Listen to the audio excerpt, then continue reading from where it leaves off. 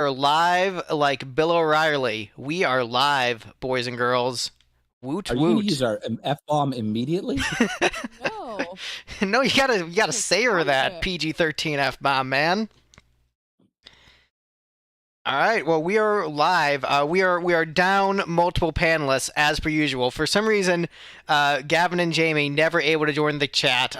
Jamie is dealing with health issues, but he has free health care, so like, whatever. He has a sick child, so he gets a pass. Oh no, I thought it was his wife who fell and hurt the back. I think it was his wife. Oh, okay. Steve just thinking, all women, same thing. They all have the same name. I don't know. I was reading the chat frantically while trying to eat as much of my burrito as would not make me feel ill. And I'm refreshing the live stream. All right, I've got the live chat going. No one is in the live chat yet, but they'll be here. So, and you know, we usually get like 100 people who at least watch the replay later. So, hello, people watching the replay. All you people. So we're back on the internet talking about Taylor Swift with one person who likes Taylor Swift and a bunch of his friends who are just begrudgingly along for the ride. To be fair, one person who likes Taylor Swift and one person who used to like Taylor Swift. And one person like who is 1.5 fans. And Mike, who is like, you know what? Yeah, I'm liking some of these songs because we've got one we've got one open-minded person on the panel. This one is closed for business for future notice. and your business partner Victor is outside selling wares, so that is why Victor is not with us today. He is out on the streets hustling product. That's right. We gotta make that money, you know. Rise and grind, as we love to say and love to live by those words. Victor is out on the street for a living. So he is with us in spirit and hopefully with us in the live chat eventually. But yeah, so for first-time viewers, a weird episode to come in on, but maybe you're just a big Speak Now stan. This one is for the Swifties. So this is a group of people going through the entire Taylor Swift catalog in order, taking each album and ranking the songs on it. And this week we're doing the songs on Speak Now. We're not doing the vault tracks. We're doing that edition, not Taylor Swift version. Right. Well, Taylor's version or the original, whichever you prefer. But we're not doing the vault tracks. We're saving that for another episode because there's already so many songs, and it will be long with a bunch of people talking about 17 songs. So what we do at the start of each episode, we talk about our history with the artist and the album and general thoughts on it. Let's just go around the Hollywood squares. I'll start first. So my name is Greg. I am the same age as Taylor Swift, about a month younger. So as you know, I remember her, coming to prominence when I was in high school and not really caring about the first album and being like, whatever, that's that weird stuff my sister listens to and it's boring and chick music. And then she won me over with the second album because of the Strength of You Belong With Me. Like, all right, this is cool. So then I started casually following her. And this album, I remember, this was, I believe, 2010. And this album is sort of like both very emblematic of the time in which it came out and also a complete anomaly with the time simultaneously, where there's references to feuds with John Mayer and Kanye West and references to Owl City, which is so 2010. But musically, it doesn't sound like a lot of the stuff that was going on at the time, which is more upbeat, bouncy, and fun, where you had like, the Katy Perry's and Carly Rae Jepsen's just like releasing bops. And this is the Taylor Swift, I'm going to prove myself as a singer-songwriter with no co-writes. This was her FU album because people were saying, oh, she's not a real songwriter. She can't really write songs. I'm going to write a whole album by myself. Oh, she can't really sing. She's a bad singer. Okay, I'm going to have a song with really dry vocals and put them way up front in the mix. Like, this was the Taylor Swift Prove Yourself album. And, in a way, it's very emblematic of her as a songwriter. It shows evolution and growth.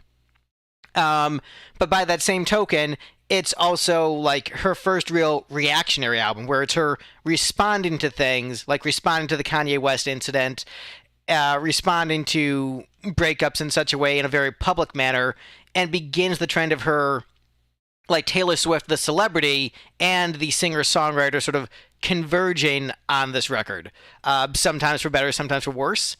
I think this album, I was talking with Julie about this earlier, it doesn't have the longevity in the eyes of the general public. It doesn't have like the massive single that everyone remembers, like casual non-Taylor Swift fans. And this is one that's more beloved by the fans, but by the general public is largely forgotten. I think largely because of how like of an anomaly it is for 2010, where it's both very indicative of the time in terms of like what it's addressing, but in terms of what it offers musically, no one else was really doing exactly what she was doing at that time. And so that's why it's a very weird record. But I definitely like it, and actually found it the easiest to listen to of the first 3 records, where it was very easy to like get a grasp on the entire album. I think it flows better than the first 2 records. I don't know if it has the high highs of the second album, but I think it's very, very consistent and very good. And one final thing, this was the time when I first remembered people making jokes like, "Uh-oh, you better not date Taylor Swift or she'll write a song about you." And then the ugliest dudes imaginable talking about like, "Oh, well, I better make sure I don't date Taylor Swift or she'll write a song about me." Like, yeah, dude, she's going to totally write a song about you, you schleb. So anyway, that's my spiel. Mike, go ahead. What's your thoughts on Taylor Swift?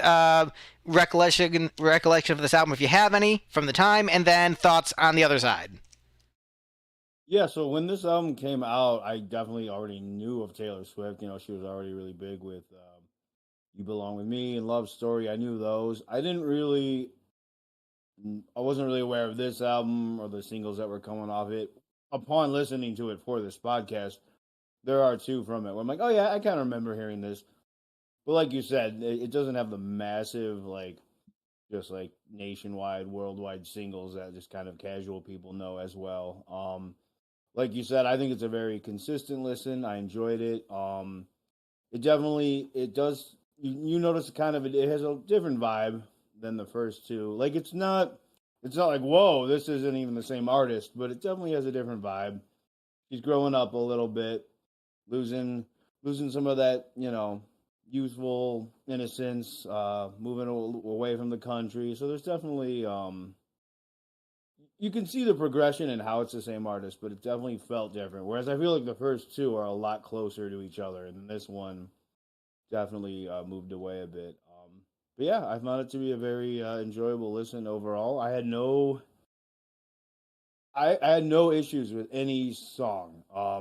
I had one issue that we'll get to later, but the songs themselves, there's not a single song on it where I'm like, this one sucks. So that's good. And then I liked quite a few, so I think it's a good album for sure.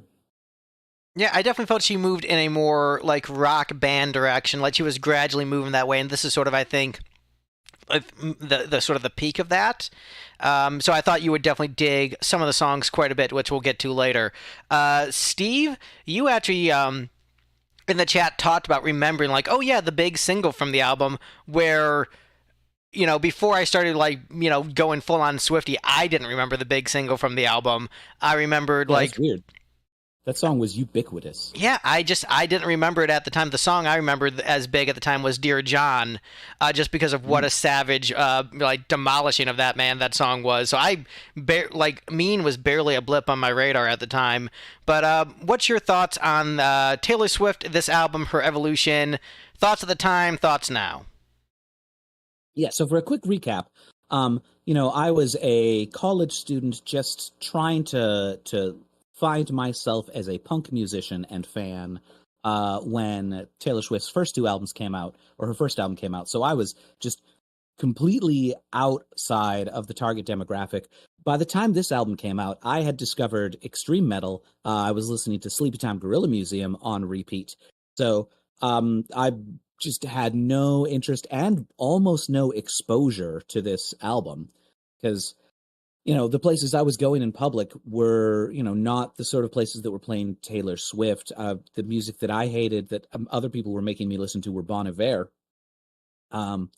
So I just didn't have an opinion on this album, but I was familiar with Mean because that got played absolutely everywhere. And then I went back and listened to it, and I can hear a little bit of artistic growth in some of the songs. Like there's definitely a couple songs where she was like, "Oh, I'm gonna explore other genres," which I appreciate. By and large, the album is mostly fine pop, country-ish songs that, I could take or leave.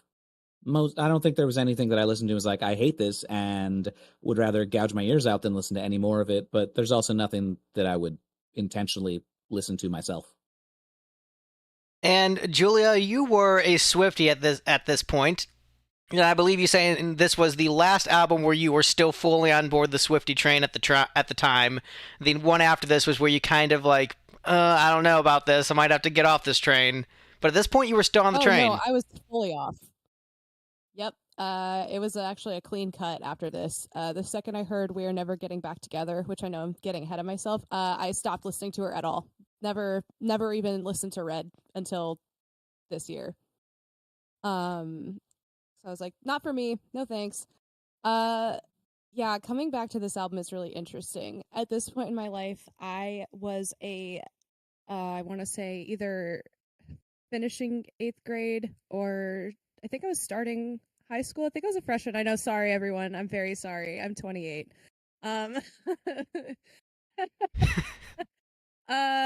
Yeah, so in my freshman English class, they were like, "Will you guys do a presentation on someone who inspires you?" Everyone brought pictures of their moms and their dads. I'm not inspired by my parents. So I brought a picture of Taylor Swift. It was the album art of Speak Now. I don't even fucking remember what I said about, oh, shoot! I just blew my F-bomb!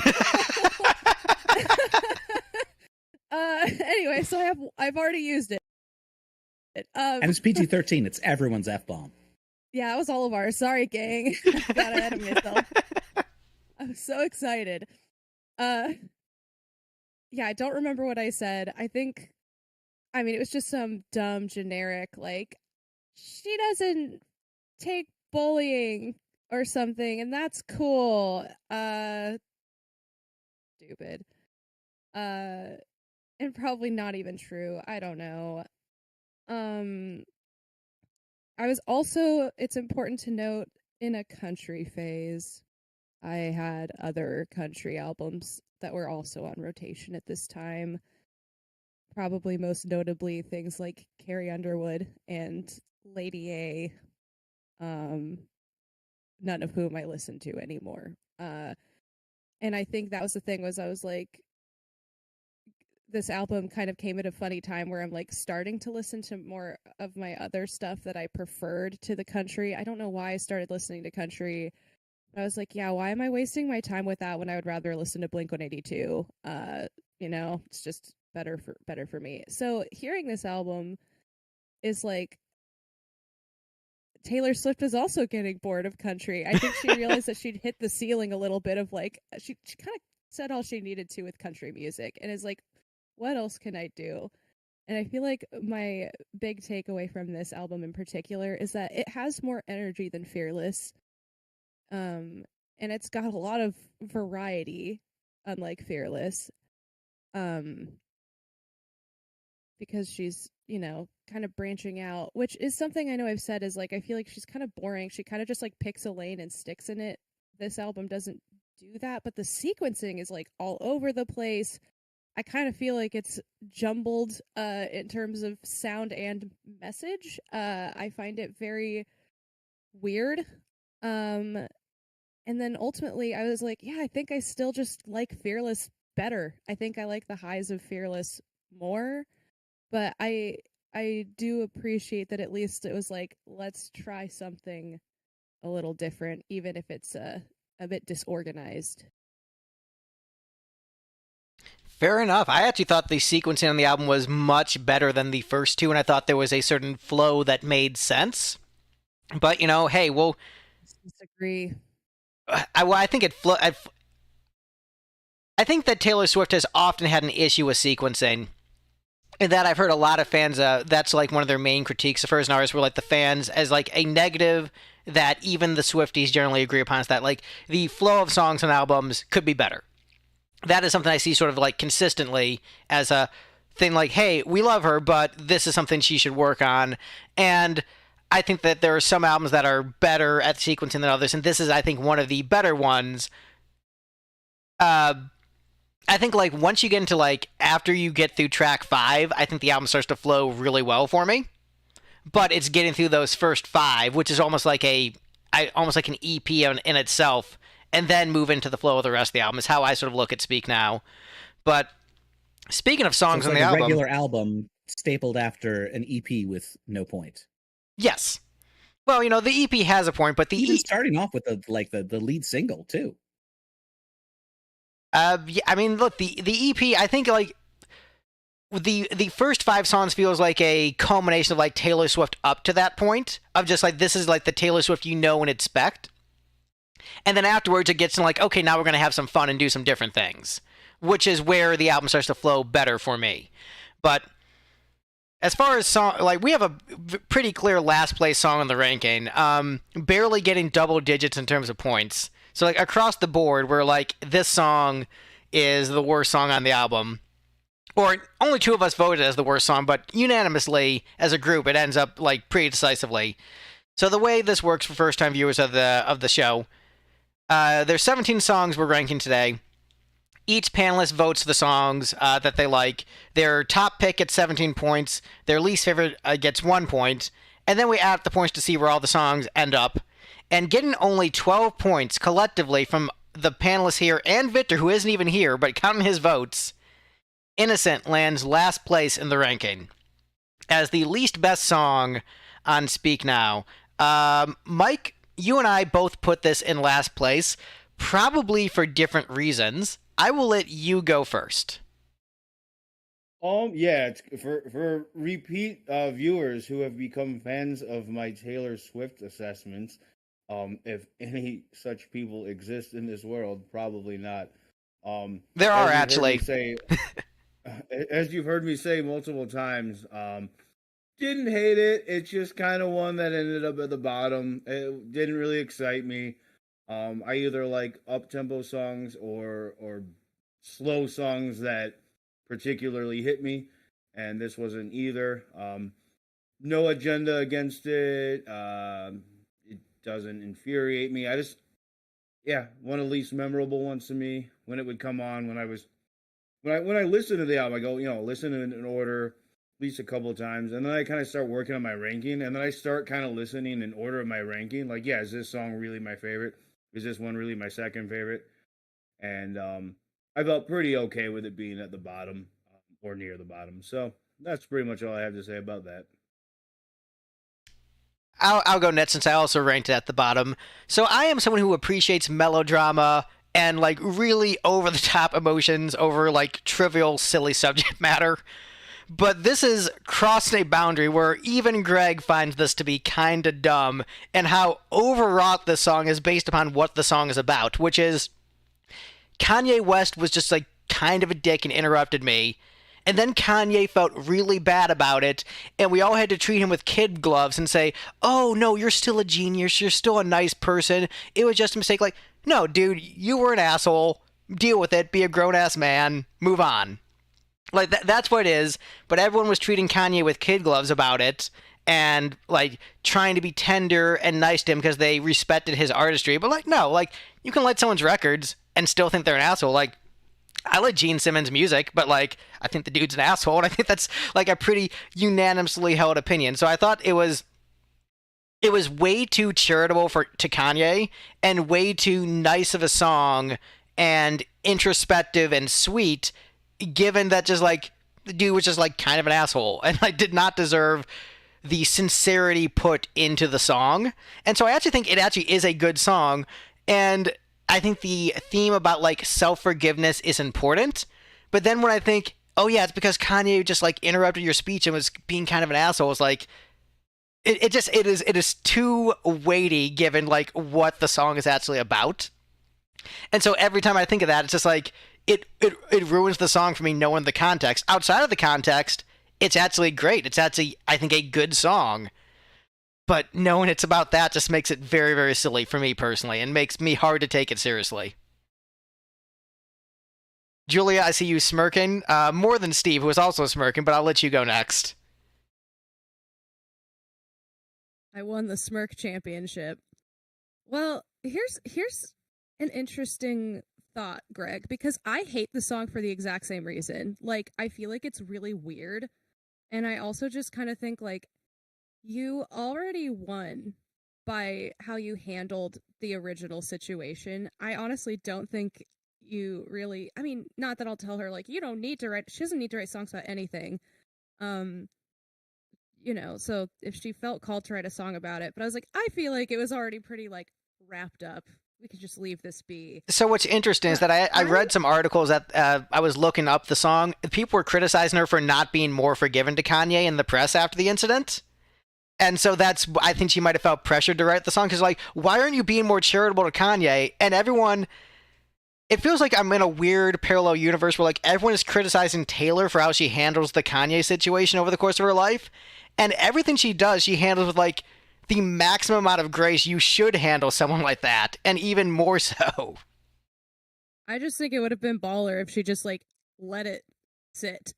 Maybe that's how I feel. It's just like, just leave it be. But also, yeah, I mean, I get if people are bugging you about something, maybe you'll just knock something out.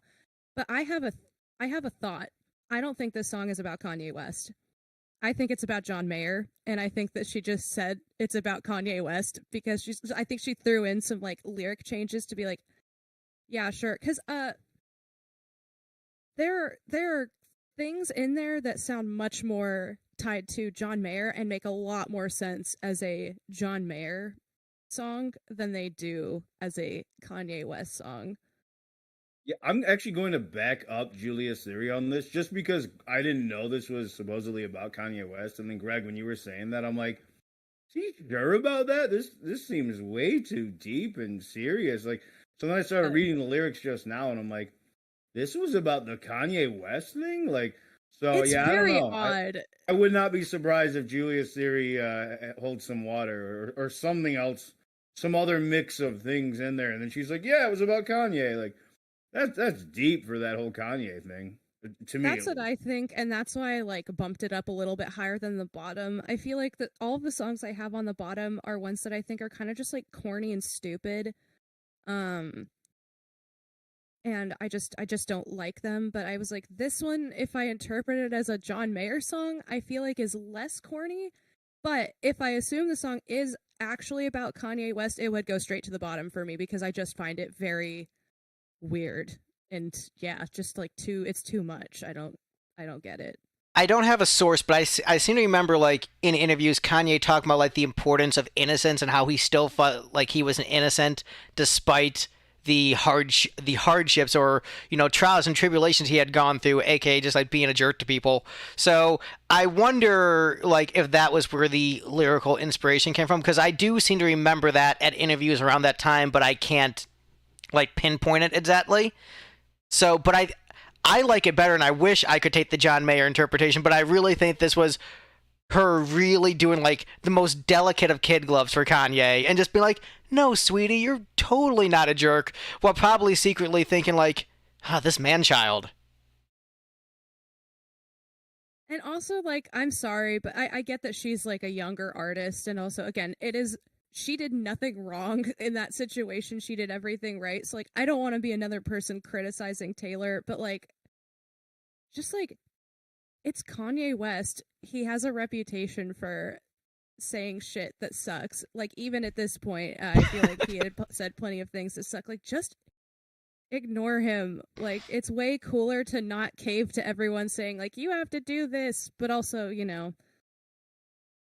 I think she's learned by now that Right. whether you do something or don't do it, it doesn't matter. But maybe at this point she wasn't as like, she's like, oh shoot, I need to do I need to make sure I come out looking good. I'm like, you're a little blonde white girl. Everyone's always gonna say you came out looking good, and then the other half of people will say you're a slut and you did everything wrong. Well, it's but it's how we exist in this world, unfortunately. But going back to that one Kanye West song where, like, they recorded the phone conversation talking with her, And they edited the conversation to make it seem like she consented to the song, where they didn't tell her all the lyrics, where Kanye's like, yeah, I made her, like calling her a bitch and talking about like, having sex with her. And then in the music video, having a mannequin of Taylor Swift in the video to make it look like he had had sex with her.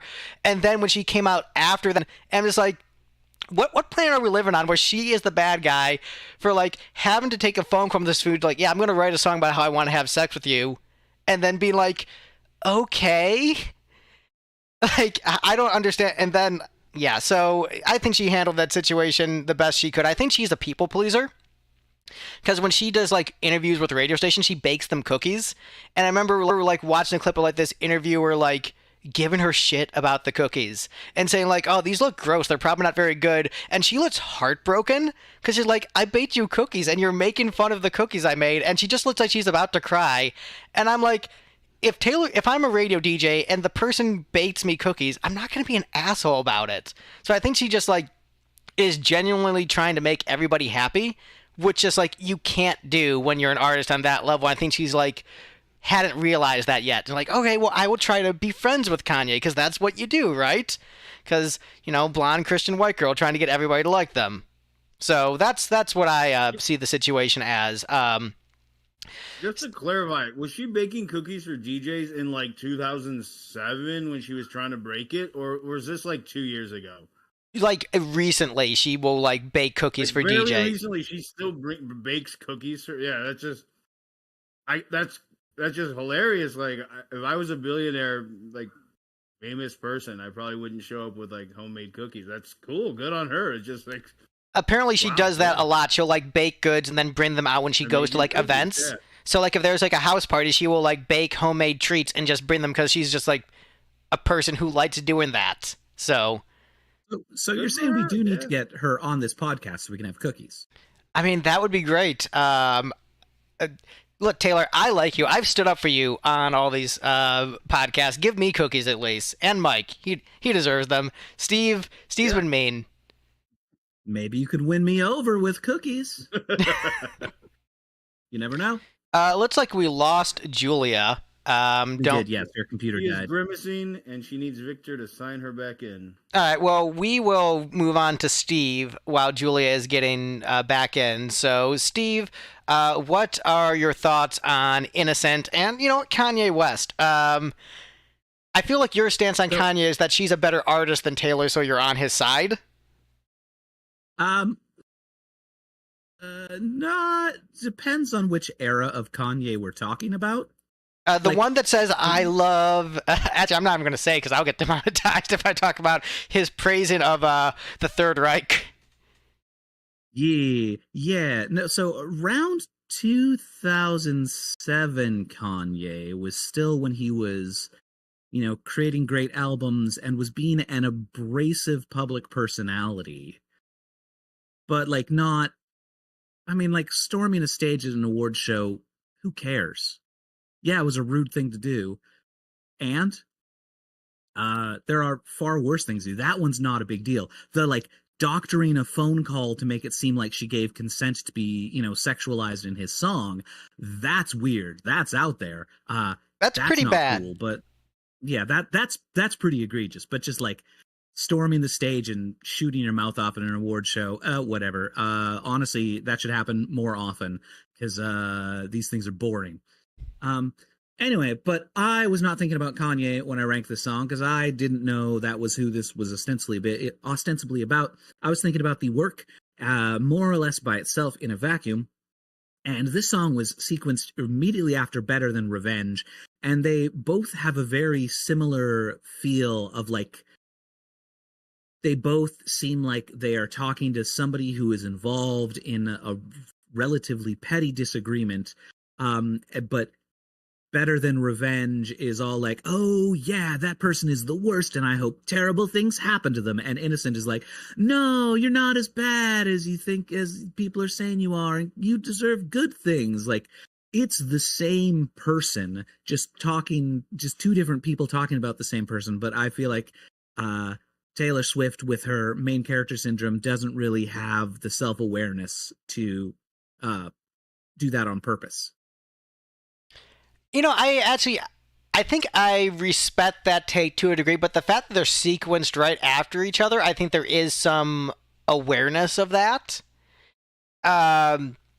Look, I also have main character syndrome, and also have the, oh god, I want everyone to like me syndrome. Please, everybody like me. Oh god, it's the only way I can feel good about myself. So, oh, hello, kitty. Where's the cat going? He doesn't like this album. Oh, damn. More of a Red fan. I feel like That's why you can't get along. Yeah, I think Yeah, cats would exactly. really be the charisma we need to anchor this podcast into something people actually want to watch. yeah. We should just get stock footage of cats and replace all of our video with that instead. Good thinking. I suspect you'd get way more views, Greg. I mean, There we go. Now we're gonna get That sounds like a niche podcast, like cats talking about Taylor Swift, you know? Yeah. So People what would we watch need that. to all do is become VTubers, each of us with a cat persona, and then talk about Taylor Swift. There we go. that'll bring in all the monetization for the channel. It'll Is do Mr. Cool something. still in your garage, Greg, or did we get that to Needle Juice? I think Mr. Cool is still in the garage, which you should definitely get sometime, maybe with the guitars. But Okay, yeah. yeah. But I feel like we beat Innocent pretty thoroughly into the ground, unless we have any other commentary on it before we move on. Phrasing, Greg, but yeah. All right. Well, next up on the list, still, hey, it beat Innocent by 8 points, so much higher opinions of this one. Long Live is next on the list. Mike gave this 9 points, and I think I understand why. Mike, you're a rocker. You like rock concerts. This is a song which is like, man, aren't concerts freaking rad? And Mike's like, yeah, concerts are freaking rad. I like songs about this stuff. Makes me happy. Yeah, I mean, that you're so right that it wasn't even a conscious thing. It was just like, I was like, yeah, I like this. Like, I didn't think about it that way. It was just so in me that it ranked up. I'm trying to think actually if that one. I'm trying to think if I had that one even a spot or two higher. It was like, whoa, simmer down now.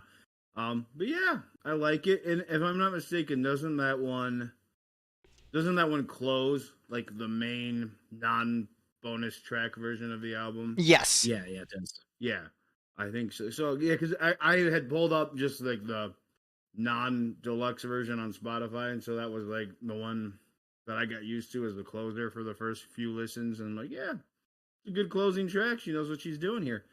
And I actually thought the bonus tracks were fairly strong on this album, and we'll get to that later, I guess. But you're spot on. It's just I like rock music and concerts, and long live those things. Yeah, I mean, so the trick with this one is that it is basically the same closing track as the last album, which is like, here is our anthemic song about how great concerts are. Like, she did it 2 albums in a row. This one is, I think, better lyrically, but not as good musically. And so I have conflicted feelings about it. On the one hand, it's like, this one doesn't have the undertones of Christian nationalism, which is a big plus. Definitely down for that part of it. And I think, like, lyrically, there's some really... I have such main character syndrome where just like a lot of things Taylor Swift writes, I think, oh yeah, I definitely could have written that. And not in a condescending way like, oh, anybody can write Taylor Swift music. And more just like, no, I understand your mental state that would allow you to write such a piece. We're just like, you know, if I die someday, I hope I'm remembered. And just like that obsessive desire for immortality because you're just desperately afraid of the void and nothingness. And so you're just like, please let my legacy live on and tell your kids about me someday. I'm like, yeah, I wrote I want the world to know. So, like, yeah, I get it. You want that immortality, and also you're writing songs about how cool concerts are. I have done these things. So I get why she did it. It's just because she isn't coming at it from the, like, 70s, 80s hard rock background that I think those kind of songs shine the best, which is just my own personal biases. It's like, you're taking a lyrical idea that I like, but doing it in a musical way that I think is just less interesting. And so it ends up being like a song I still like, a song that I still think has like interesting musical movement and keeps your attention throughout, I think it's, you know, could be a hair stronger musically for the anthemic vibe it wants to give off. So I still like it, but not like completely jazzed about it as one of my favorite songs in the catalog. Let's see. Julia, you're ranked at last place, so have at it. I just don't like it. I don't vibe with it. I don't care for any part of this song. It's just too corny and cheesy. I mean, and I also hated Change, so I think these types of songs are just I don't like aggressively positive songs. They're just not for me. So yeah. So that's where the one-star review of Lipstick 1 came from.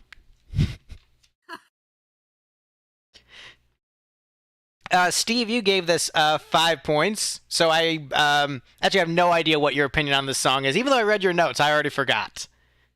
Yeah, so I didn't have to resort to the random number generator on this particular album. Like, I had enough thoughts on each song to put them in an order. This one ended up at the bottom of a large block of pretty middling songs, and honestly, it probably could have moved up a space or two if you really wanted it to, but not enough to adjust it on the ranking.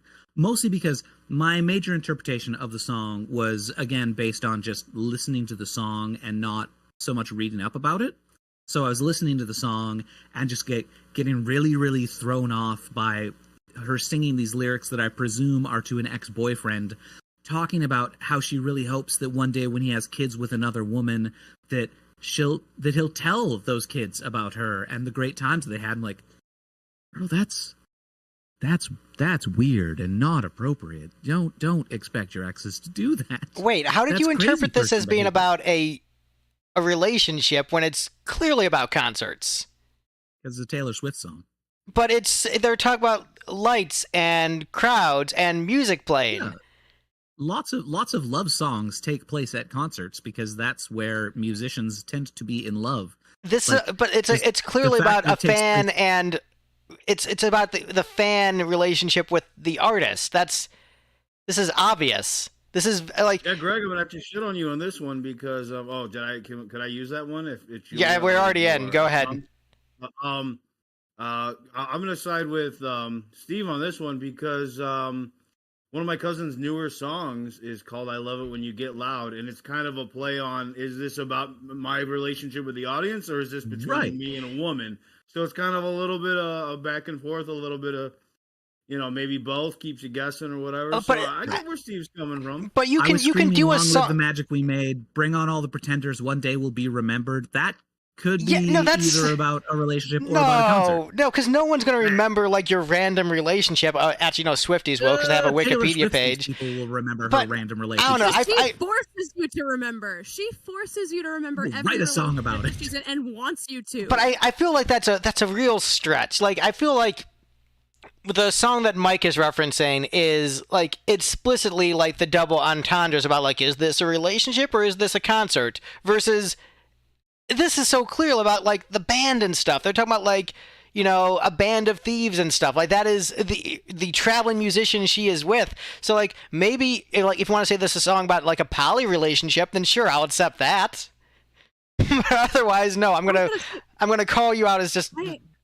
But anyway, Greg, as I started off saying at the start of this, that was my initial. Again, I listened to this song exactly one time, so my initial interpretation of the song at the start of it was, that is a weird thing to say about a boy that you dated. And then by the end of the song, I realized it was about her fans, and I was like, oh, all right, that's not as weird. But that was my first impression. All right, fine. I will accept that as your first impression, and then you realize you were wrong. So you pulled like a Tim pool within the span of a minute. You realized you were wrong and immediately pivoted. I didn't pivot that hard though. I left it ranked where it was. You actually read the entire article, and rather than like cut off mid sentence when you realize like, ooh, this actually is negating everything I was saying for the last minute. No, yeah, I continued to say the thing that I was saying while reading through the end of the sentence that directly contradicted me. I was like, I'm not wrong, despite evidence to the contrary. Fair enough. Fair enough. I'm a conservative pundit.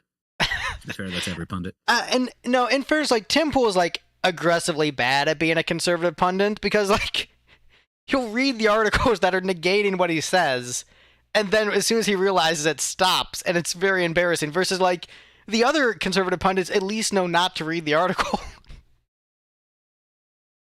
I just remembered something important, though, about this song, which is that it has more fairy tale imagery in it than Today Was a Fairy Tale. And, like, what the hell, man? So what's a fun fact about this album, imagery in that.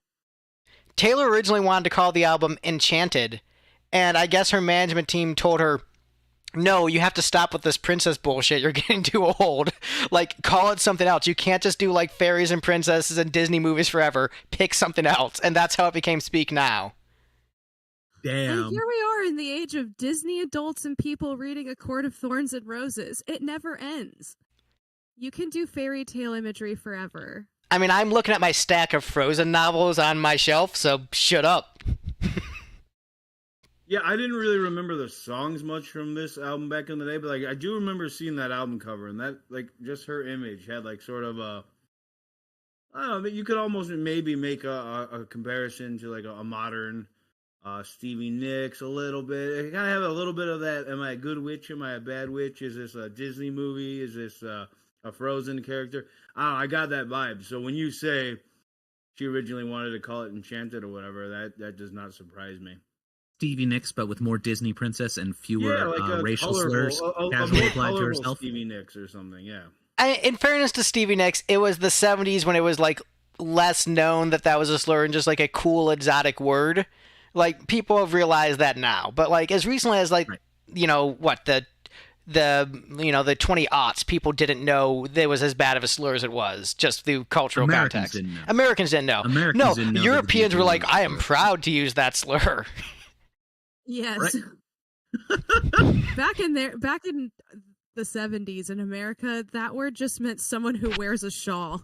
So and travels around and probably has like jangly bracelets, and that's like they're like, yeah, I think so. No. All right, so I've been going back and forth between the chat. Victor has had some funny commentary. I'm not looking at the chat right now because I'm looking at what's next in the ranking, and we've actually got some pretty big division, and actually it looks like this one is tanked mostly due to Mike and Steve, best friends, teaming up to tank this song. Because, Julia, Victor, and myself basically ranked this in exactly the same position, just like a 1-point difference. So Last Kiss is next on the list. So I think that this is the case of Taylor had multiple closing tracks for the album and just shoved them all together, which, in fairness, Lipstick is also done. Again, I understand the mindset of this artist. We're just like, let's put like 3 closing songs in a row. That's how you do it, right? So, like, I get it. I get your mind, girl. I think it's a very, like, beautiful little ballad about a relationship crumbling. I think, it's a lyrical subject matter that has been tackled many times before by many artists, but I think this song captures the sincerity of it. I think it's catchy. I like the lyrics. I mean, it's good. It's not breaking any new ground, but it feels sincere. And that's, mainly what you need. Like, it's catchy, it's sincere, I think it's a good song, and I think it's appropriately placed on the album where you could have ended with this incredibly bittersweet, sad moment, but then she's like, nah, man, rock anthem at the end. So I think it's perfectly sequenced, good song, I like it. Julia, what are your thoughts? See, again, this is kind of where that sequencing comes into play. I think it's like really weird to have it go from this to like a really high energy, like, rock on, I love my fans song. And I mean, whatever. Who cares? And this song, there's just too many songs in this thing anyway. So I feel like when I get to this one, I'm already burned out, but I'm like, it's not too objectionable otherwise. I think it's just kind of boring, but honestly, on this album, I'll take boring over all of the annoying crap that I've thrown below it on my ranking. So for that reason, I gave it 12th place. Fair enough. My yeah, go ahead, Steve. thoughts are really similar to Julia's too, actually. I'm just going to seize control. So more or less I have the same thoughts as Julia. It's just that between that and too many Natty Chap harmonies and the return of the steel guitar, this sounds like a closer from one of her earlier albums when she was trying harder to be country. And by this point in the album, I'm just over it. I set out by this point in listening to the album, I fully intended to have a different song be my bottom song on the album. I was like, nope, we're doing this one as last place. And then I got to this song. I was like, I can't in good conscience do it. This one is worse than that song. So I had to rank it at the bottom. So even your attempt at comedy and spite was thwarted by how mid this song was. Exactly. Mike, how about you? What's your thoughts on Last Kiss? Yeah, I thought it was a perfectly fine song overall. Just kind of another classic case of like something's gonna end up down there for me. I had that one second from the bottom. I just thought it was a better song than Innocent. In terms of sequencing, I guess it makes sense for me. It's kind of like, I guess if you're thinking of it as a concert or something, it's kind of like when an artist plays a ballad. And it's all like, oh, is that the end? And it's like, oh, no, I'm back for one more. And then that's when Long Live comes out. So I think sequencing-wise, I'm cool with that. It makes sense to me. Honestly, my biggest issue, and it really didn't, I don't think, affected my ranking. If it did, it was like one spot at most. But, like, that stupid drum loop in there was driving me crazy. Like, so much so that I'm listening to this album in my car as I'm, like, ranking it. And I literally, it's like late at night. I'm like, oh, like, is there something in my trunk? Like, did I run something over and I'm dragging it? Because I'm not going super fast on this little side road. I'm like, what's going on? I literally pulled over thinking like I have a car issue.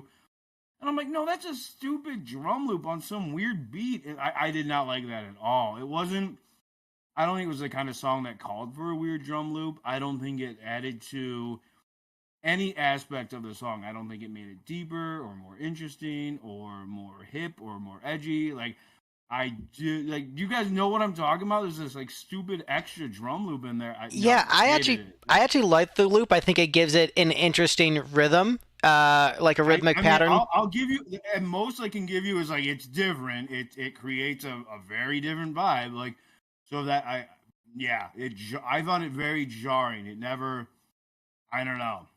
I can see that. I think what that does for me is it makes it stand out from other similar ballads. Like that interesting rhythmic pattern gives it like a unique vibe that you won't get from other similar ballads. So, and I don't think it's so unique that it's distracting, but it's unique enough where it makes it distinct.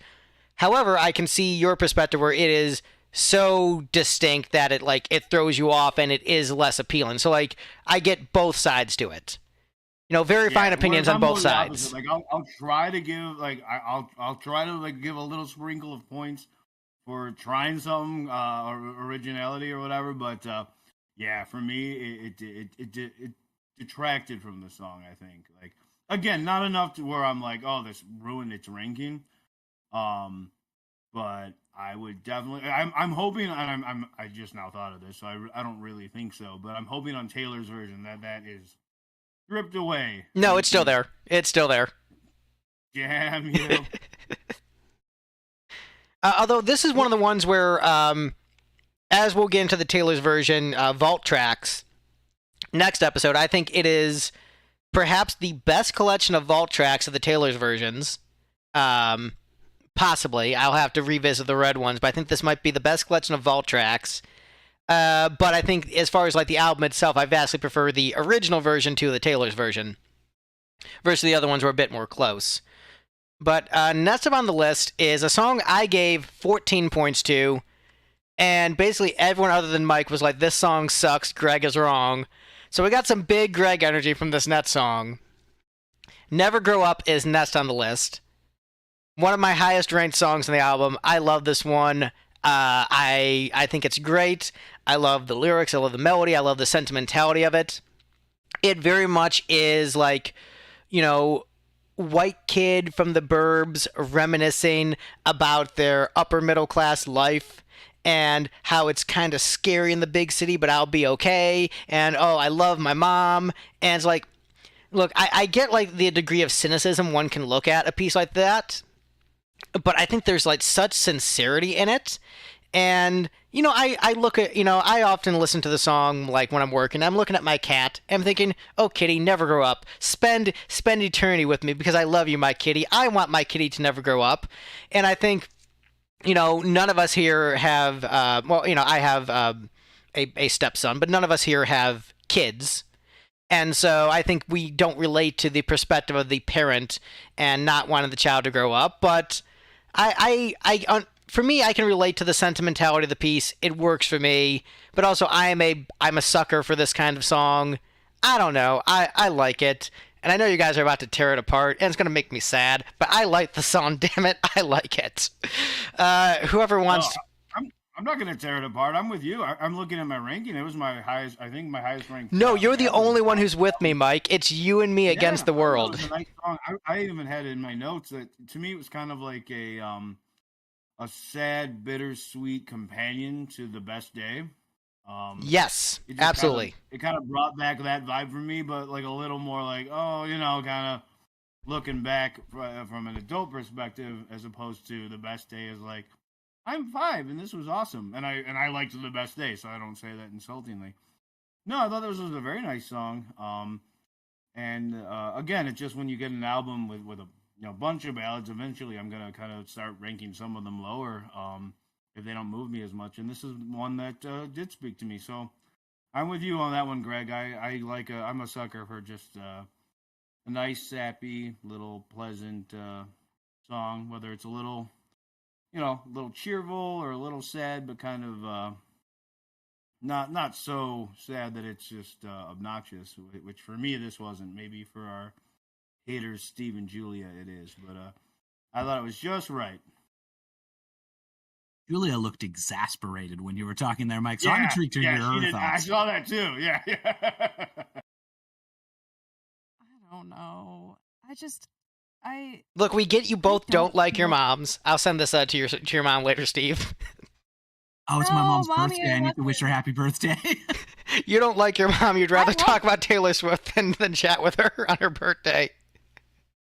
I love my mom, which is why, like, The Best Day was almost my number 1 on Fearless. It originally was my number 1 ranked on Fearless. I think The Best Day is way better than this song. This song, to me, like, I just feel like it reminds me of late period Pixar movies where they're trying way too hard to like pull on your heartstrings and it just feels forced, and they're like, here comes the tearjerker. And for me, I just... Wait, so you didn't cry during Coco? Of course I cried during Coco. I'm not talking about Coco. What's late period Pixar that is like failing to, like, Toy Story 4? I said Inside Out. Oh, Inside Out. Oh, Inside Out. I mean, oh man, it didn't work for me because I'm like, it didn't work for me either. Like, I mean, I get it. It's literally like, I know it doesn't take a genius to say like, oh, you made a movie about emotions and are trying to toy with mine, but I'm like, I don't appreciate this and I don't care for it, and I'll kill that imaginary friend with my fists, and I don't care. But yeah, so anyway, back to this song. Like, it just I don't know. I think there's just a weird wall in between me and this song where I'm like, I cannot connect. Which, to be fair, is true of a lot of Taylor Swift's music. I think we're just very different people, and a lot of times the stuff she writes, I'm just like, it just does literally nothing for me. It gets no response at all. So this song truly does not do a single thing for me, but I mostly feel annoyed at what I feel like it's trying to make me do. I don't appreciate it. So, and I love my mom, so like, it's not her. Also, she didn't have a kid when she wrote this song, so like, I don't know. I guess it's probably about herself, and like, because she says like, I wish I never grew up. But I'm like, why? You have a lot of money. You can fix some of these things. Just like, it's gonna be fine, baby girl. Don't sweat it. I don't know. I don't like it. All right, Steve, it is your turn. Happy birthday, Steve's mom. Yes. Happy birthday, Steve's mom. So I got to this song, and I'm cruising along, and I'm like, you know what? Greg has had a really rough couple of weeks. He's busy working at this K-pop convention that he's running with his partner, and he's just super fried. So you know what? I'm going to give him an easy win. I'm going to give Greg the nice warm glow of being able to say, yep, I knew it when I submit a ranking with the acoustic and bad chap vox only slow ballad way at the bottom, at the absolute minimum of my ranking. So that was the intention. Was to, as Greg's friend, to give him a little bit of a perk up when he was like, oh yeah, you can always rely on Steve to hate acoustic ballads. But unfortunately, I didn't hate it as much as Last Kiss, so it's only second from the bottom. I mean, again, I am not surprised with who ranked the song higher and who didn't. I think it depends on like how open you are to that level of sentimentality and whether or not you are willing to like greet the artist and think that's something sincere they can write about. So I think that almost any artist, like, you're not going to care about the song they wrote about, like, oh, I miss my mommy. Like, that neither of you are ever going to like allow that into it unless it's like Sleepy Time Gorilla Museum, like, I miss my mommy because she died in the war. Or Kanye West, he could write a I Miss My Mommy song in 2010. Honestly, he probably should have written some serious I Miss My Mommy songs, and he might have like just been in a more healthy place mentally. That's fair, but I mean, for those of us who have actually voted Republican in the past, we're willing to be, saps for that kind of stuff. And so that is why Mike and I, the conservative side of the panel, even though at this point I'm basically a communist, we once remembered the good days of John McCain and sentimentality, and damn it, we remember. Pepperidge Farm remembers, we remember our moms, and that's why we like the song. Any other comments before we move on to the next song in the ranking? Dead silence. That is the ultimate centrism. Dead silence. All right, next up on the list, we have got one of the bonus tracks. I think this is so we've got Superman next on the list. This is the ultimate, at least thus far on the panel, the ultimate Taylor Swift song with Pick Me Girl energy. Of any song we have done, this has the most Pick Me Girl energy of any Taylor Swift song we've done on this panel. And I don't think... Julia, would you agree with that sentiment? That this is the most Pick Me Girl energy we've done so far? Oh no, I would have to like really think about it. Because I'm like, even on this album, there are other ones that are just quite pick me. But this is the ultimate, like, he's so cool, he's basically Superman. I hope he even notices me. Maybe he could give me flowers someday. Oh, I wish flowers were from him. I mean, I don't know, that's pretty strong pick-me-girl energy. But she already has him. Because this is another John Mayer song. But maybe this was written before... This is the Kanye song. The other one was the John Mayer song, and this is the Kanye song. Oh, yeah, this one, there's... See, I interpret this song as before they're in a relationship. I watched him fly away. I interpret this as watched him fly away to take away my award. I view this as like before she's in a relationship and she just thinks that guy is so cool and she wishes she was dating him, is how I interpret the lyrics. So this was a pre-dating John Mayer song.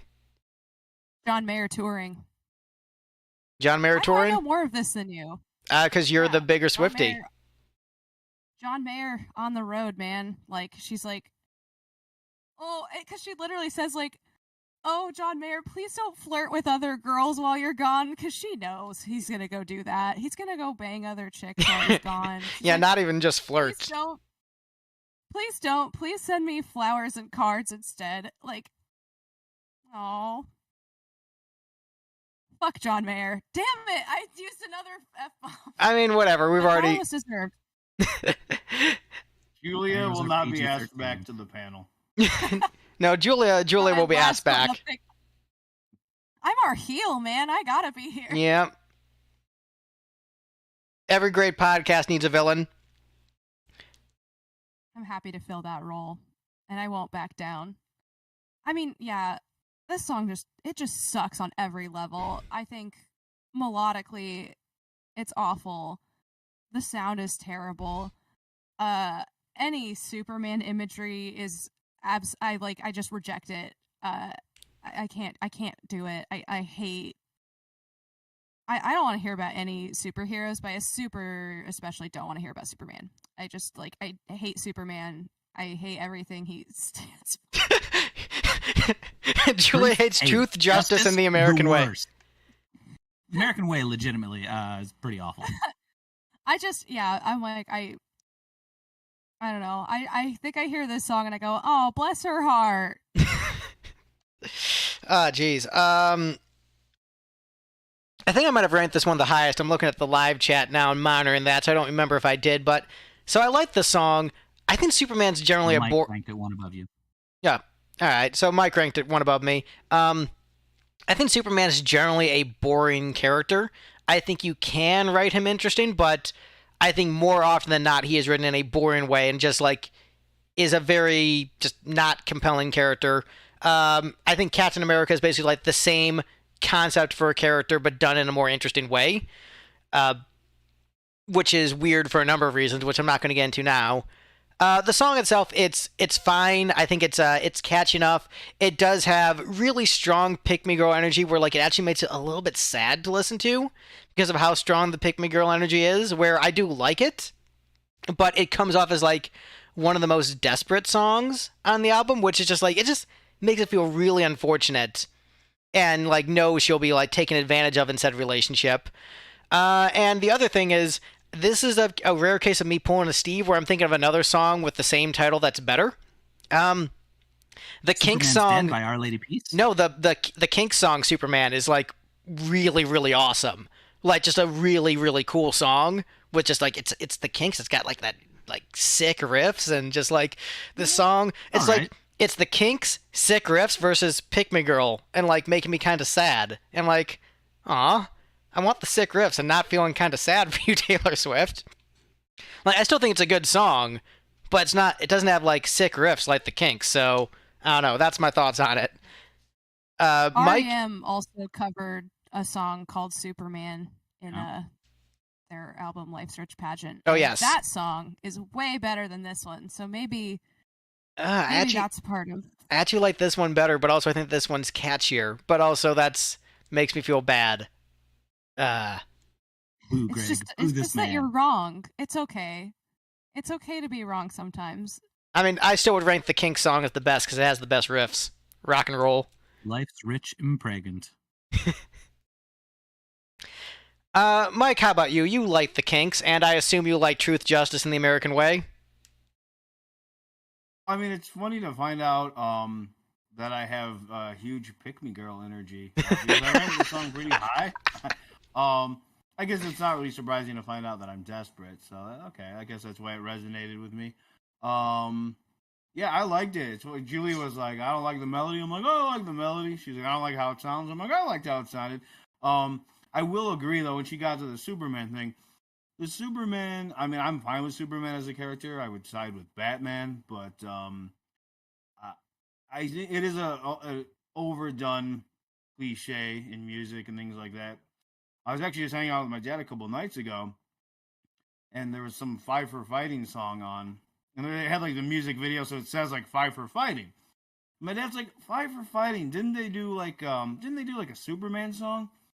And I was like, I don't remember. I'm like, are you thinking of I'm only a plane? I was like, are you thinking of Kryptonite by Three Doors Down? Because my brother used to play that song all the time. I'm like, are you thinking about Kryptonite by Three Doors Down? And my dad's like, no, I know that song. He's like, I think Five for Fighting did a Superman song. They did, yeah. I don't know. And then we looked it up. I'm like, oh yeah, this song. Yeah. So I'm like, okay, the Three Doors Down song references Superman. Five for Fighting. You guys just mentioned 3 or 4 others on the spot. So it's kind of overdone. But that aside, I enjoyed the song. I enjoyed its vibe. I like it. I'm a pick-me girl. Turns out I didn't identify as that before, but now I know that's what I am. Pick-me girl Mike. Yeah, I mean, hey, I for many years was a pick me girl, and also like Taylor Swift. I wrote a song about a DC comic superhero, so just another checkbox there. Steve, what's your thoughts on Superman, the character and the song? I think Superman the character is often uh poorly written is the big problem. Is like Superman can be good, but we keep on giving him to people like Zack Snyder, who don't understand what the character is capable of narratively. And so they're just like, yeah, him and Batman are gonna punch gray bad guys till they're dead. Yeah. And it's bad. As to the song, I'm a little disappointed in where this lands in the ranking, just because this is the third in what I call my trilogy of songs about Taylor Swift's family owns the mine that's destroying the small town. So like this song is described as being about, oh, Taylor Swift is dating the boy and she wants good things for him, but no, actually, this song is about her dad. You read the lyrics, this song is about her dad going off to supervise the mine where this boy is working and going to contract black lung. And she is pretending that she can date her way out of being complicit in all of the crimes that her family is committing. So I ranked it like low mid, but I would have liked it to rank higher just so the order of the jokes would have worked better.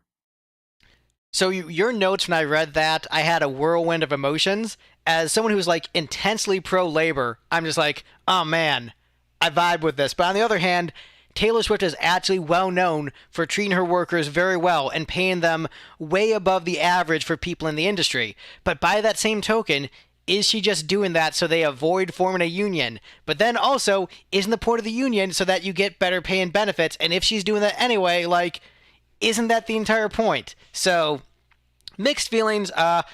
Long story short, Sean O'Brien is a scab for speaking at the RNC. Any other comments before we move on? I'll just say, I kind of think you are overrating that King song. What? That song is sick, dude. That song is sick. That is a real hot take. It should be better. I don't hate it, but it should be better. The way you describe it is how it is how good it should be. Wait, have you check out the live version? Okay, I will. Okay. Yeah, I mean the studio version is still sick, but like live version, like no, I'm sorry, dude. No, I can see that. I will get back to you. I will get back to you in the group chat. All right. Well, we're moving on from Superman to we're on to another bonus track. This is the only song that was a co-write on the album, which really pissed Taylor Swift off because she didn't want this on the album because it was a co-write. And then when it got time for the Taylor's version, this was not on the Taylor's version of the album and got moved to a special edition of, I think, Fearless Taylor's version because she wanted the ego of like, no, every song, sole writing credit me. I don't want any co-writes on this. So this is like that weird asterisk where the record label put it on as a bonus track and pissed her off because then it ruined the perfect, no, I wrote every song by myself. If This Was a Movie is next on the list. Now I'm going to address something that Steve mentioned in his notes about this stealing the melody from another emo song. So this was co-written... Don't ruin a joke, Greg. Greg, you're stepping over my joke. You know what? Fine. Make the joke, and then I will refute it.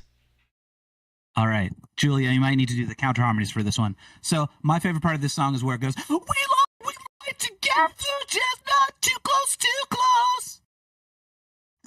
Close is close enough.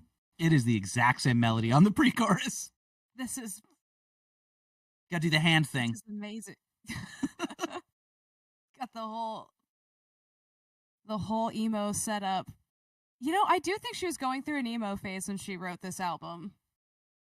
This was her way of showing it. I mean, yeah, the Fall Out Boy collab was cut from the album, so it's like, yes, she was going through an emo phase because who wasn't? I mean, I wasn't, but a lot of people were. Wait, Cute okay. Without the E from the team? So, okay, I know this is getting ahead of myself because we're not on the bonus tracks, but the collaborations, were those made at the time? Like, these originally included, or did they bring Fall Out Boy in to like spice up one of the songs that was The way I before. understand it, they were like, all of the vault tracks were like, intended to be that way at the time with like this certain artist, and then just didn't get released for whatever reason because she already had 17 other songs. Is the way I understand the vault tracks. So weird. And then That just like, seems you know, really weird. record label negotiations and stuff. And then by this point, she has enough power where she can do that. That is my general understanding. I think there are some where they were like add as extra spice and flavor, but I think the song was demoed with Fall Out Boy at the time and then not released.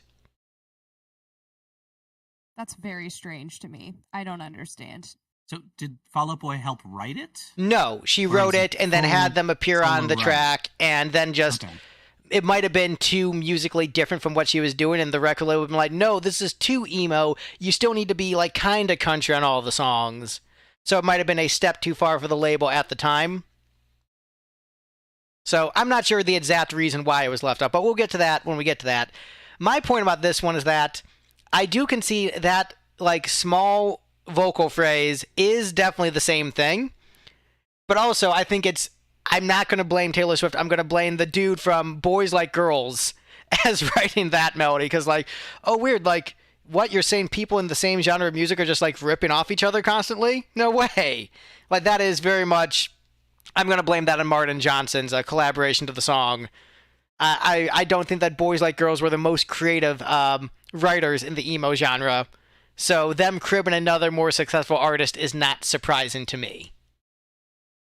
That said, the song is one of the weaker ones in the album. Like, it's fine, but yeah, I ranked it second from the bottom. It's fine, but I would have definitely cut it for the sake of having the ego of I wrote every song by myself, as opposed to writing with an emo writer who stole a hook from another emo band. And what's worse about this, like, it was written with an emo writer, and then it came out as, like, pop country. So you could have just made an emo song here, but then it turned into a pop country song. So maybe that was what happened. Maybe Taylor, wrote the song, and then when she did the Fall Out Boy collab, and the producer's like, okay, now let's ruin this and make it pop country. She's like, you know what? Just don't even release it. Don't break my heart with that. But yeah, Juliet, you gave this 7 points. You just really like that melody? No. Too bad Mike's muted because he is laughing. See, I gave it 12 points because I do like that melody. Make Damn Sure is a catchy ass song, so I was like, yeah, this is one of the best songs on the album because it steals from a better song.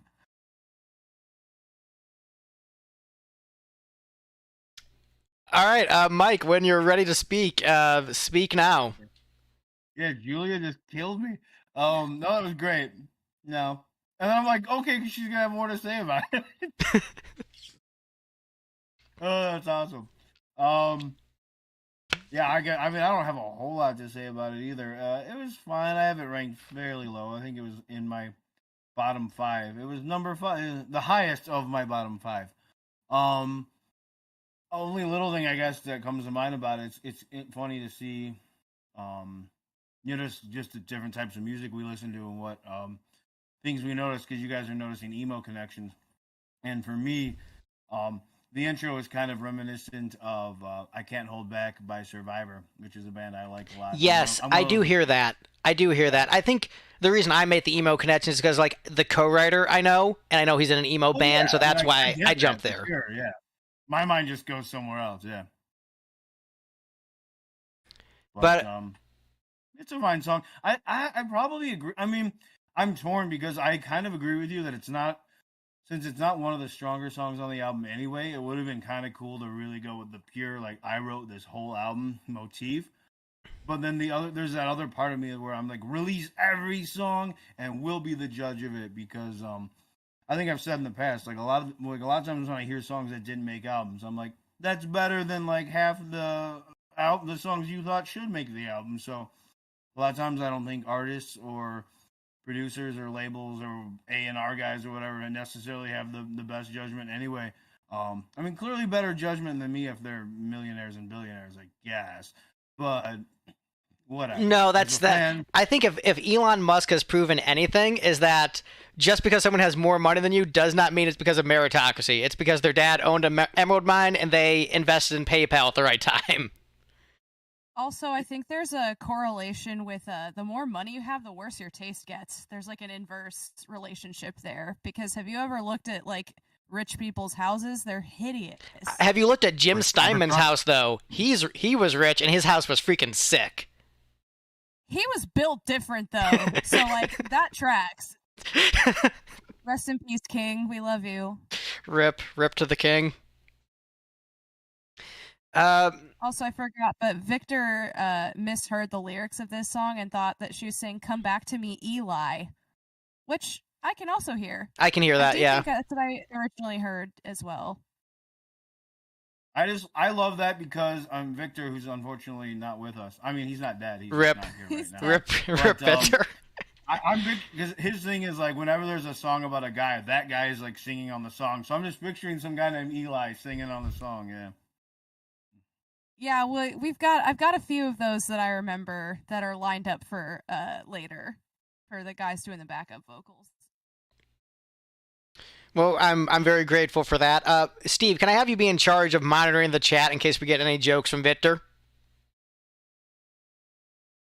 I'm glancing at it periodically. Okay, I'll let you do that then, so I don't have to like tab over on my phone. Okay.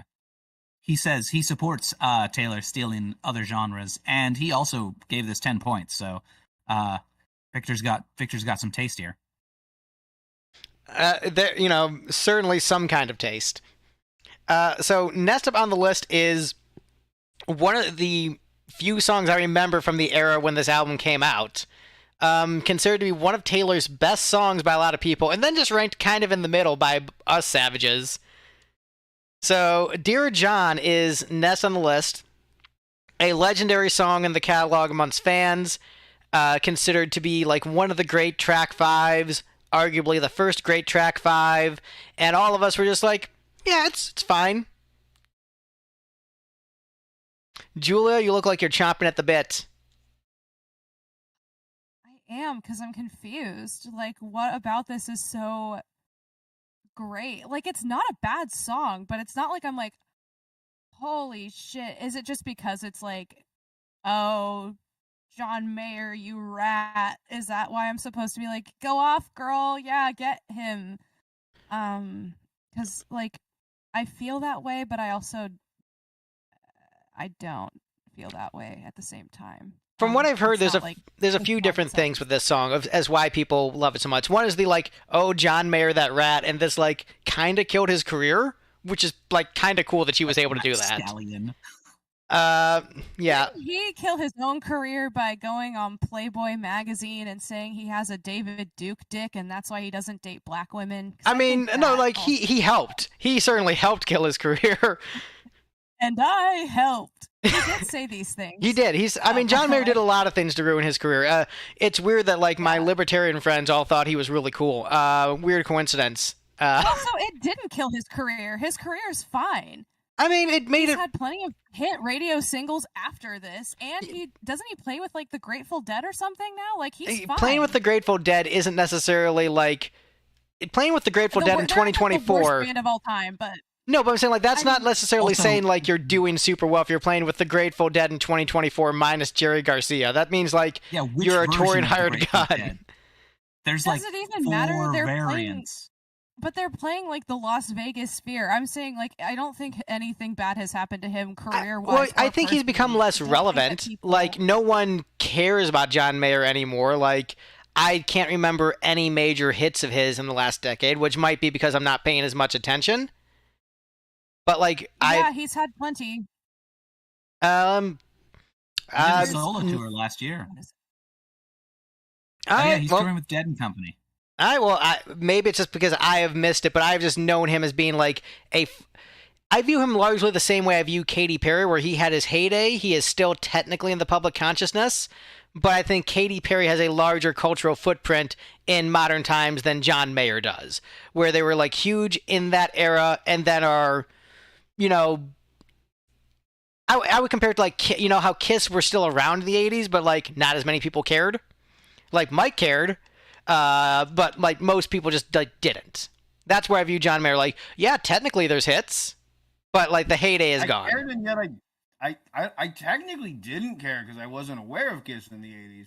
But if you were around, you would have been like, yeah, no, they still matter. Yeah, so I care in retrospect. And I'm not nitpicking. It's just funny to think about. Like, I was there. I was alive for Crazy Nights, and I missed it.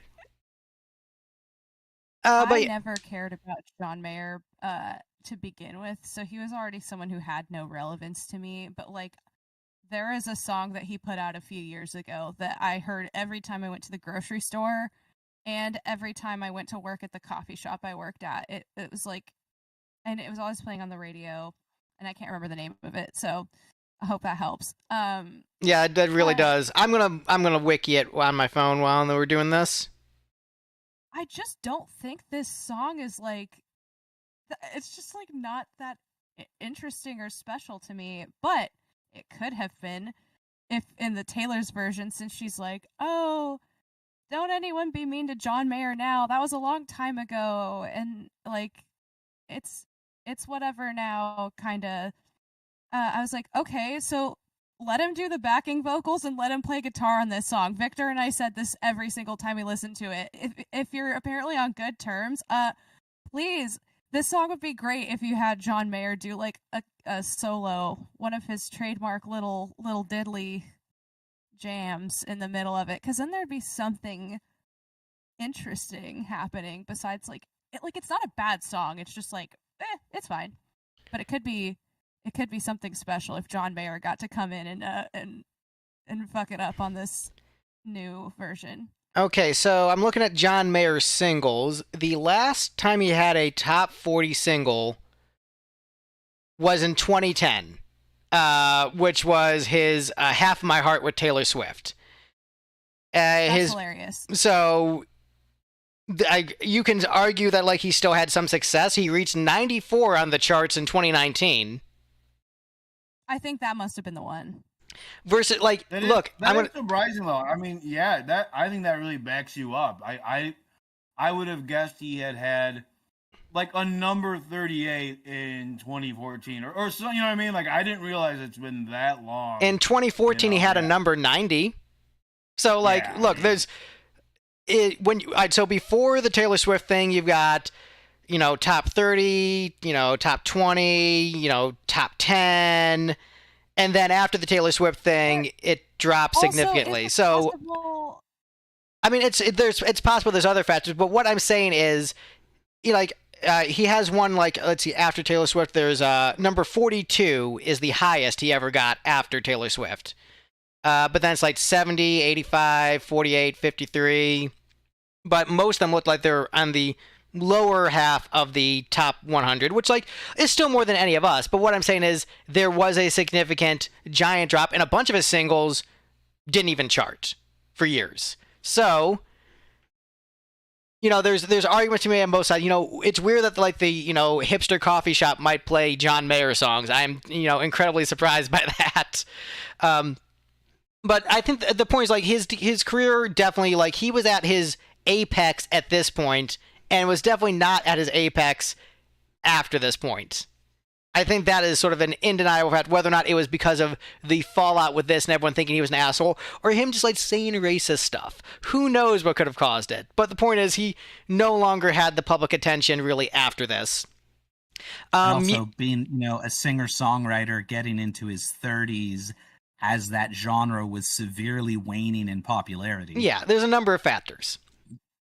But point is, a lot of people also like this song, from what I've heard, is that they think Taylor Swift is a boring artist musically, and they think John Mayer is more interesting musically, and so they like that she ripped off John Mayer in the song as a diss to him.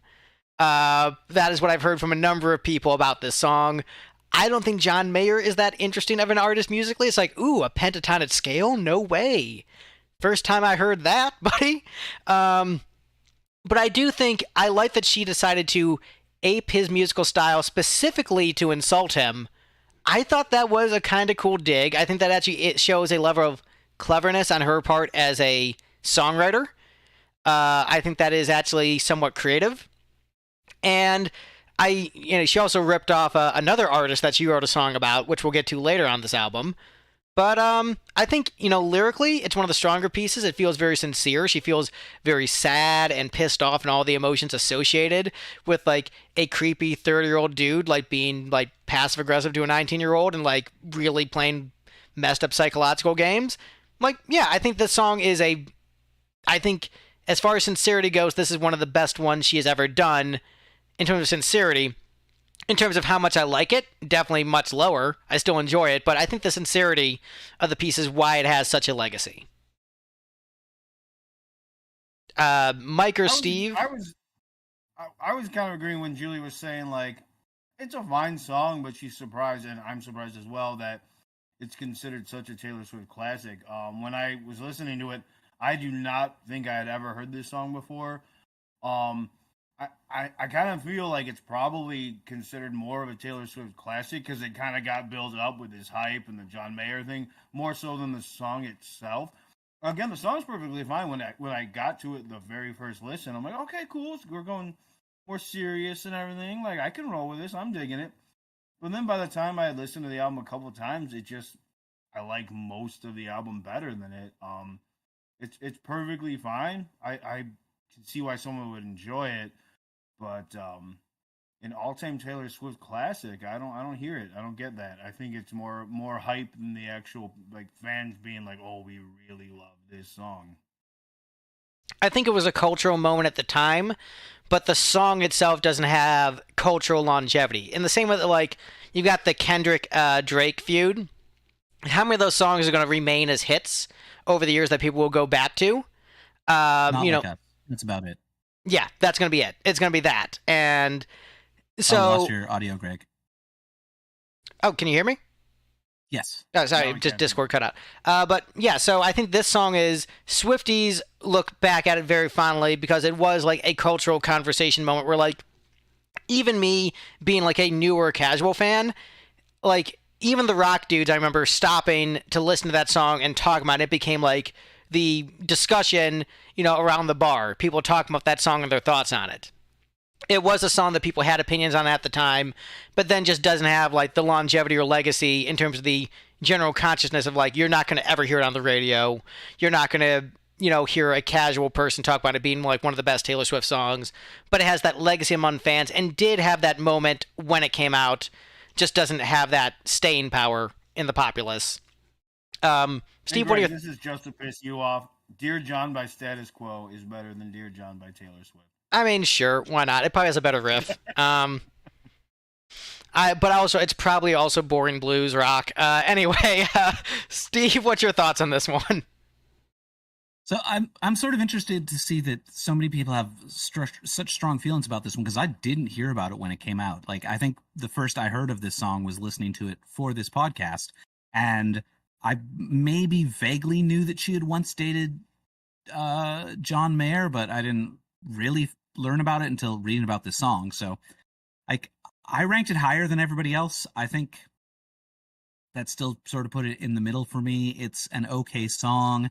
I would liked more vitriol from it. This seems like the sort of thing that, like, it would have been nice to hear her really tear into the creepy older dude who was going after, a 19-year-old. But I'm not going to hold that against her because, she was a 20-year-old dealing with a broken heart. Like, her ability to assess these things, objectively is not necessarily a fair standard to hold her to. So I would have liked it to have more vitriol. It did not. Speaking of John Mayer doodly doodly do parts, so there's a repeated guitar line that's just like, that's from a Bowie song, isn't it? I think it might be from a John Mayer song that ripped off a Bowie song. Probably. But does anybody remember which Bowie song it's from? No, but also, I mean, find me a bluesy pentatonic song from the 70s. All right, that narrows it down. Also, it's only 2 notes. It's just a bit that goes. I think in the Bowie song, it's on a synthesizer, not a guitar. But 2 notes, you can't copyright that. No, you definitely can't copy two notes. I mean, you can try. But do we have any other comments on Dear John before we move on? I was just gonna say, sorry, I keep stepping away. My dogs are being jerks. Oh, I mean that is fine. I'm not that they're being jerks, but fine, you got to walk away. All right, well, But next I'm up. still listening. Oh, you're fine. Next up on the list, we have Hours, which Mike, you ranked the highest of the panelists. You gave it 11 points. What's your thoughts on Hours, one of the bonus tracks? I guess I just liked it. I remember, like, because I think I'd mentioned earlier that for a while I was listening to just the 14 song version, kind of not really knowing. Thankfully, actually, was Steve who was like, how many songs do we need to be listening to?" And you were like, 17, Steve, and I was like, I didn't remember this album being that long. And then I'm like, oh shoot, I wasn't listening to those. So I was already fairly familiar with the first 14, and then listening to the bonus tracks was almost like, oh cool, and I was enjoying Superman, and then Hours I was enjoying as well. I'm like, cool, this is nice. So actually, yes, I had that. I had Superman as my number 6 and Hours as my number 7. So I liked those. Nothing particularly. It's not like an all-time favorite of mine or anything, but found it pleasant. I enjoyed it. That's all I got. Yeah, I think this one is a pleasant song about a relationship. I think it's cute. I think it's less cute when you realize that it's probably about John Mayer. But I think it serves as like a nice like thematic pairing when you have Mine and Ours. I think those two songs, in terms of like the parallel titles and themes, I think those two are like a nice combo of songs being on the same album. I think Hours is the first bonus track, so the fact that Mine is the album opener and then Hours is the first of the bonus tracks, I think I don't know, thematically, that's just, it hits a nice sweet spot for me. I think it leans a little bit saccharine, but it's like it works for me. But also I have a very high tolerance for it, so I can see other people not having that That's tolerance why. for it. It is funny now though that you mention that perspective, because this shows you what a career and life transition Taylor Swift was in, because you're like, it's probably about John Mayer. I'm like, oh, because I'm still on like the first two albums where I'm like, it's a sweet song. It's about like her and her teenage boyfriend, la la la, and I'm like, oh, okay, yeah, it's about her and John Mayer. Oh, that's less cute than I was picturing in my head. I'm Right. picturing them like running through a meadow hand in hand. Um, so it's funny how perspective will alter you. This is the worst song on the album now. Well, but other people have commented on the fact that, we'll get to Mine later, but there's a line in Mine where she talks about how she has a drawer of her things at her boyfriend's place, and how that is a step of growing up where like she was the innocent teenage girl, but now she's at this boy's house enough where she has some of her stuff there. How scandalous. She's an adult now. So this is the transition from teenage innocent Taylor to like, no, I'm an adult and I have relationships Taylor. But yeah, I don't know. Hours, it works for me, but I can definitely see how this one could be grating for someone else. Speaking of people who might find this grating, Julia. You rang. Yeah, how did you know? I hate this. I'll be honest. I think all the bonus tracks are trash. I would have just set them all on fire. None of them were worth fighting for, I don't think. And this one, I think it is just like, it reeks of I'm dating John Mayer, and everyone's like, hey, maybe this isn't a good idea. And she's like, you guys are just mean. You don't get it. Our love that will last for 3 months is very serious and real to me. You guys are just haters and jealous because I'm with John Mayer. Because we are at the point where it's like all these songs about her relationships are about other celebrities who she dates for like 2 to 3 months. But she writes at least like 4 songs, it feels like, about each of them. I'm like, okay, I get it. Oh my God, please stop being like, there are other things to write about. I'm sorry, it's just true. And all of the songs are just like centering yourself in a way that I'm just like, it makes it really off-putting when then you're just like, by the way, you guys just don't get my relationship. I can fix him, kind of. I don't know. I'm like, okay, Have fun with that. I will not have fun with it. I also think her vocal performance in this one is really weird. She sounds like really, really, really young in this recording. She does. She does sound really young. And, I think the trick with a lot of these songs is that I think your point is very valid.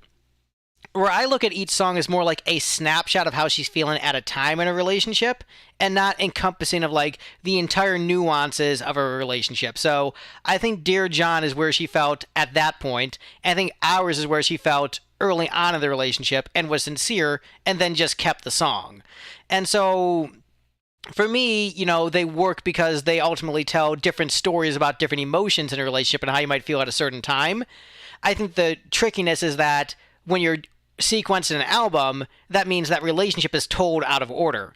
And so it can feel like whiplash to do like Dear John early and then this later. And like, but wait, wasn't he an asshole? And then Superman like, oh, now you think he's like the greatest guy ever? But I think if you did the songs in like the order of the relationship, that might make for a less optimal like CD listening experience, but maybe more engaging like the personal journey experience. But if I'm looking at each as like a snapshot, a scene, that works for me personally. I feel like the thing about it is that I'm not opposed to it, like, as a concept, just being like, yeah, I get that she's definitely a very much like snapshots of my life type writer, but I don't know, and I feel bad because I'm like, I don't know how to say this without it sounding kind of shitty, but she treats every single relationship she's in like it's like the relationship, because I think she's like a young, hopeless romantic. I'm like, and that's just how she kind of operates. That's how I did it too. It's exhausting as a listener when I'm like, it gets exhausting as a listener because I'm just like, I don't know. There's only so many times I can do the like, oh, we're starting out and everything's great, and then the, oh, I'm mad at you. I never want to hear from you again. Time to move on. And then, I don't know. I just feel like we have a lot of songs on this album that are, and on all of them, that are just like either side of that situation where it's like, there are plenty of singers who write about love and relationships, but I feel like because they don't get like bogged down with being so like dire.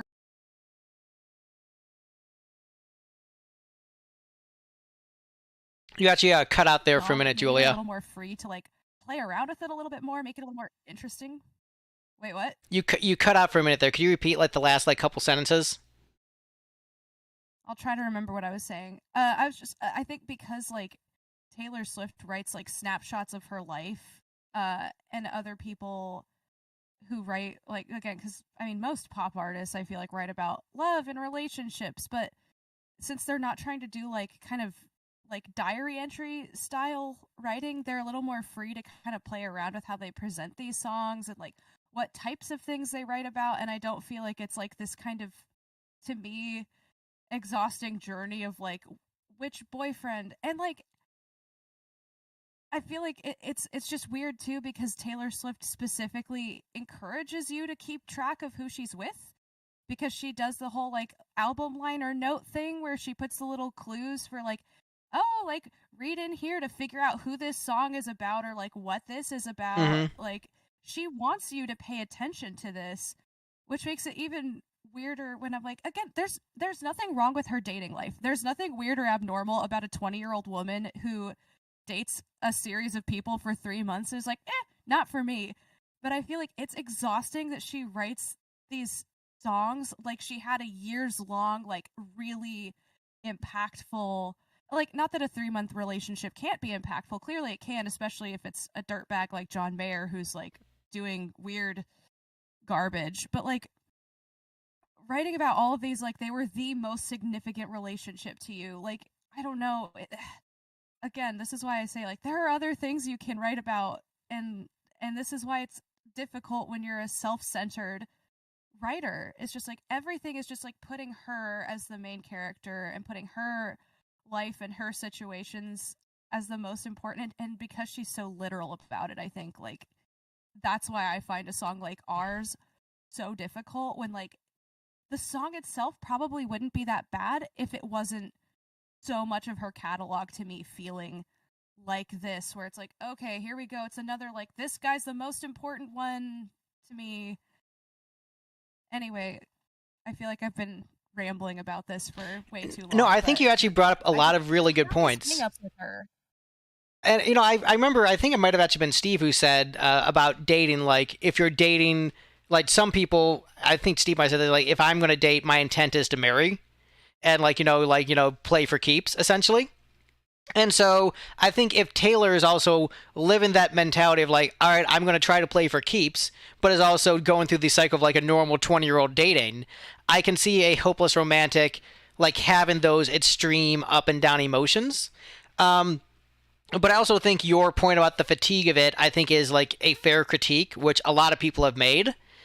And I'm definitely going to be curious as to, like, when we do deep dives into the Joe Alwyn era, where she dated him for 6 years. And so you have multiple albums where she was in a healthy relationship and then started to explore more character pieces that weren't about her doing, like, the Springsteen, like, let me explore this character, see what they're going through.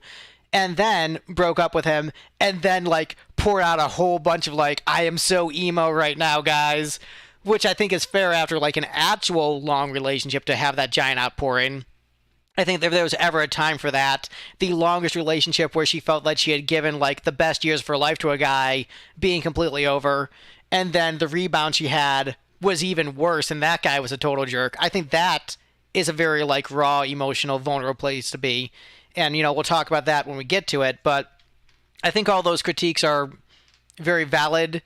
I think they're fair, and I can understand why it would be off-putting, but the one other thing I wanted to mention, like, the Easter eggs and, like, hidden references to the life, that is something that I also try to do with Lipstick. The difference is no one cares about my life, and so, like, we didn't have enough fans for that to make an impact. But, like, yeah, I did the same thing, too. Also, you didn't put them in the liner notes. You just put them in the lyrics.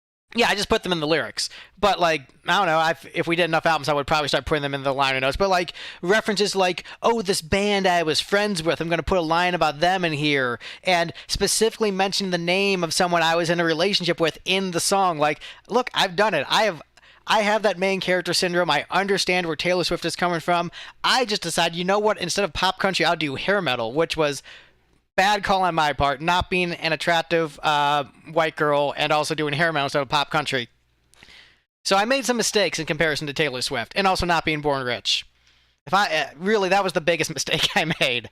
But yeah, I think you made a lot of really good points there, Julie. I just wanted to, like, address some of them without necessarily disagreeing, but more adding more to the discussion as to where my thoughts on that ultimately land. So Victor says, mine and ours would be a better pairing if ours didn't suck. And he also says, Greg, you have a decent point about the relationship snapshot thing, except he doesn't give Taylor that much credit. I mean, my jokes about this song are, this is part 2 of the series of the Mine trilogy. And obviously you can tell where this is going. And I messed up last time in that this is the one about her trying to date her way out of culpability for or not culpability, complicity for what her family does. Taylor's trying to date the union boss so he can sell out the members. Ooh, that's more depth than I was giving it. I was just thinking Taylor found a nice young boy who works in the mine and is dating him and hoping that she doesn't have to think too hard about why her life is the way it is. Proletariat rise. Any other comments on ours before we move on and the rise of the working class? I just feel like we've talked a lot about how Taylor Swift dated John Mayer, but did she ever date John Mayall? Add it to the wiki. John Mayer? It was just a dumb reference because he just recently passed away, and I really don't think they dated. Rip. Yeah, I wasn't ripping on him for dying. No, that was a rip, as in rest in peace. Died like a fucking nerd. Oh, sorry. It's okay. It's already demonetized. I'm losing out on 50 cents from this video, guys. No, I appreciate just getting to hang with my friends virtually and have actually I feel an actual robust conversation about music. I think what we had just there was a really good back and forth, and Steve. Ooh, wow. It's true. The problem is I'm turning my mic off when I'm not talking because I'm fighting some kind of throat infection, and you guys don't want to hear me coughing and, snorting on mic. So I don't have the ability to immediately turn around with a quip every time one pops into my head. That's painful. Rip Steve jokes. Right? I have discovered, though, that pseudoephedrine rules. I'm having a great time using that. Yes. All right, guys, good news. Only 8 songs left. Let's keep on moving. All right, next up is Sparks Fly. I gave it 3 points. I think it's not as good as other songs on the album. This song is very much in the vein of songs on the first 2 albums, but like not in a way where I'm pumped about it. Where it's like, yep, this definitely sounds like a Taylor Swift song doing what she's been doing before.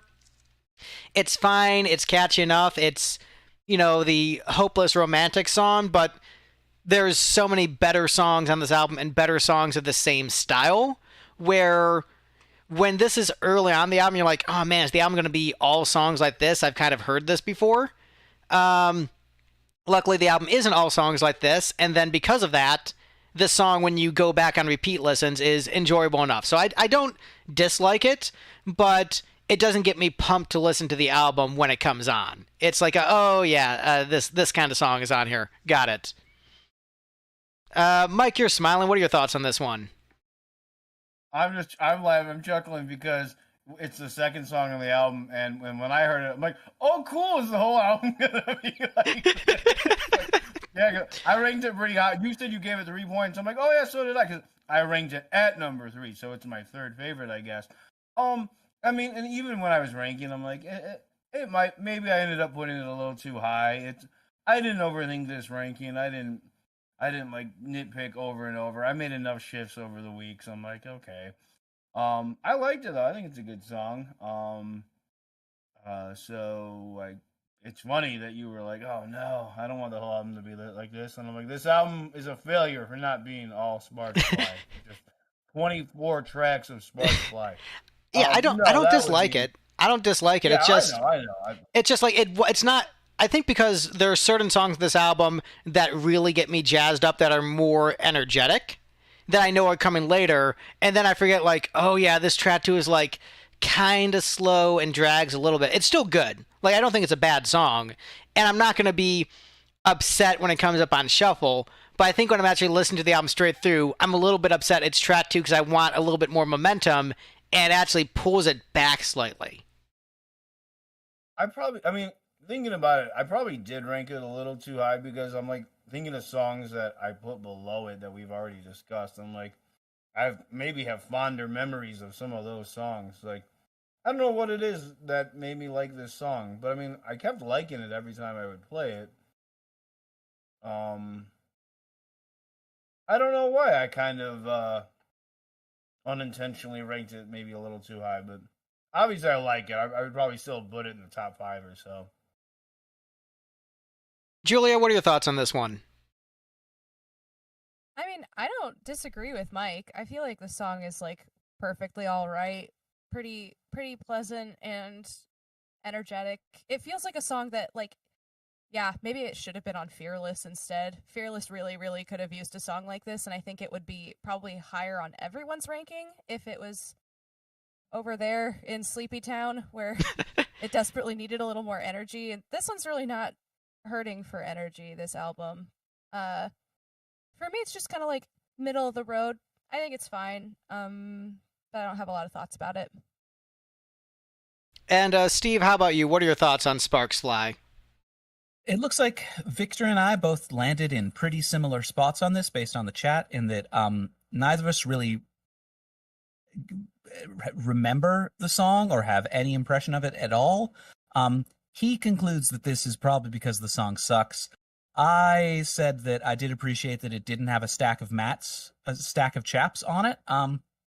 So that was a positive sign. Like, the first song happened, I was like, oh no, this again. And then this song came, I was like, okay, it's just her. Maybe with that whole, like, I wrote this whole album myself thing, she was like a little bit less Nat Chap. So I was optimistic when I heard this song. I probably could have ranked it a spot or two higher, but I don't. It would not have bumped it substantially. So it all worked out because you maybe could have put it a little higher. I maybe could have put it a little bit lower. It evened out. We're good. Yeah, Also, yeah, help me all out evens out. As a Honestly, like non-industry insider, what are these chaps that you've been referring to? Nathan Chapman, a stack of chaps. The producer The who natty also does chap. a lot of backing vocals on early Taylor Swift albums because she doesn't have as much low register to really fill out that sound. Discount Mutt Lang. You're just saying his vocals are chaps. Okay. Yeah, I didn't know if it was like. I just came up with like. I didn't know chaps were a term. For chaps. It's just like 6 different ways of saying his name Gotcha. because there's like half a dozen different songs on this album where one of my major complaints is I don't like his background vocals on these songs. Too many chaps. They are like, there's the way gender in vocal arrangement works is a complicated thing, but like Nathan Chapman's vocal arrangements on these are the exact inverse of what you're a lot more likely to find in country production, where normally you would have a guy or a girl lead singer, and then you would have 3-part femme harmony vocals layered in the background the same way that he's layering his vocals, and it's just him doing it in a way that is, kind of cheap and lazy sounding and just sort of sticks out as like he's mimicking top tier pop production techniques, but badly. I've never liked hearing him in a single song. I didn't like it when the songs came out. Like as a youth, I was like, who the hell is like, get out of the song. I feel like I also grew up on a lot of music where people did their own harmonies, and I think that would be maybe better in. That's another mistake I made. I did my own harmonies on Lipstick One, and we saw how that worked out. Should have gotten some chaps. One crackpot theory I have about it is, especially like classically trained women's voices tend to not have a lot of like, what's the word I'm looking for? There's like not a lot of distinct tone to them. There's not a distinct timbre to them. They are, you pitch women's voices high, they tend to be a lot closer to just like a pure sine wave kind of thing. And so they don't affect the tone as much as the way a man's lower voice with more subtones in it tends to do it. And I think maybe if Chapman like focused more on, making his voice have less personality, it might work a little better. But probably he just needs to be down in the mix and, I don't know, not be there. Fair enough. Do we have any other comments? Weird. Oh, go ahead. I feel like, I was just going to say, it feels kind of weird, but maybe it's perfect. So I was like, maybe, and what probably happened is he also has main character syndrome. And it's like, people need to hear my voice on these songs. And so he's like, pump that shit up. Here we come. We need a stack of chaps. Give me the chaps. Lay it on me. Because I'm like, I don't know. I can't imagine anyone being like excited about his presence here, except for him. I actually kind of like his vocals. Sorry. Shut the fuck up. Honestly, if you had him singing in harmony under Jim Steinman, that'd be okay. What'd you say about Jim Steinman? If you had Natty Chap vocals backing up Jim Steinman or Meatloaf, that kind of vocal delivery with a really distinct front person, and then fairly bland backing dude. Yeah, I think the problem is his vocals are just fighting too hard for your attention. Where I'm like, you're not who we're here to listen to, buddy. Exactly. Like, it's not like you're a bad singer, your voice is unpleasant, but like, it's too much. He is. See, I don't. It's always just like. I don't feel that way. I feel like they're mixed appropriately. I feel like they're not distracting, at least for me. I feel like Taylor's vocals are still front and center. I will have to add that I don't have like a knowledge. Didn't have a knowledge of Nathan Chapman. But any of the times I listen to the album, I don't ever remember there being like, whoa, what? what's this voice I keep getting? It's driving me crazy. It's not nothing he can sing could be nearly as annoying as that stupid drum loop in Last Kiss. So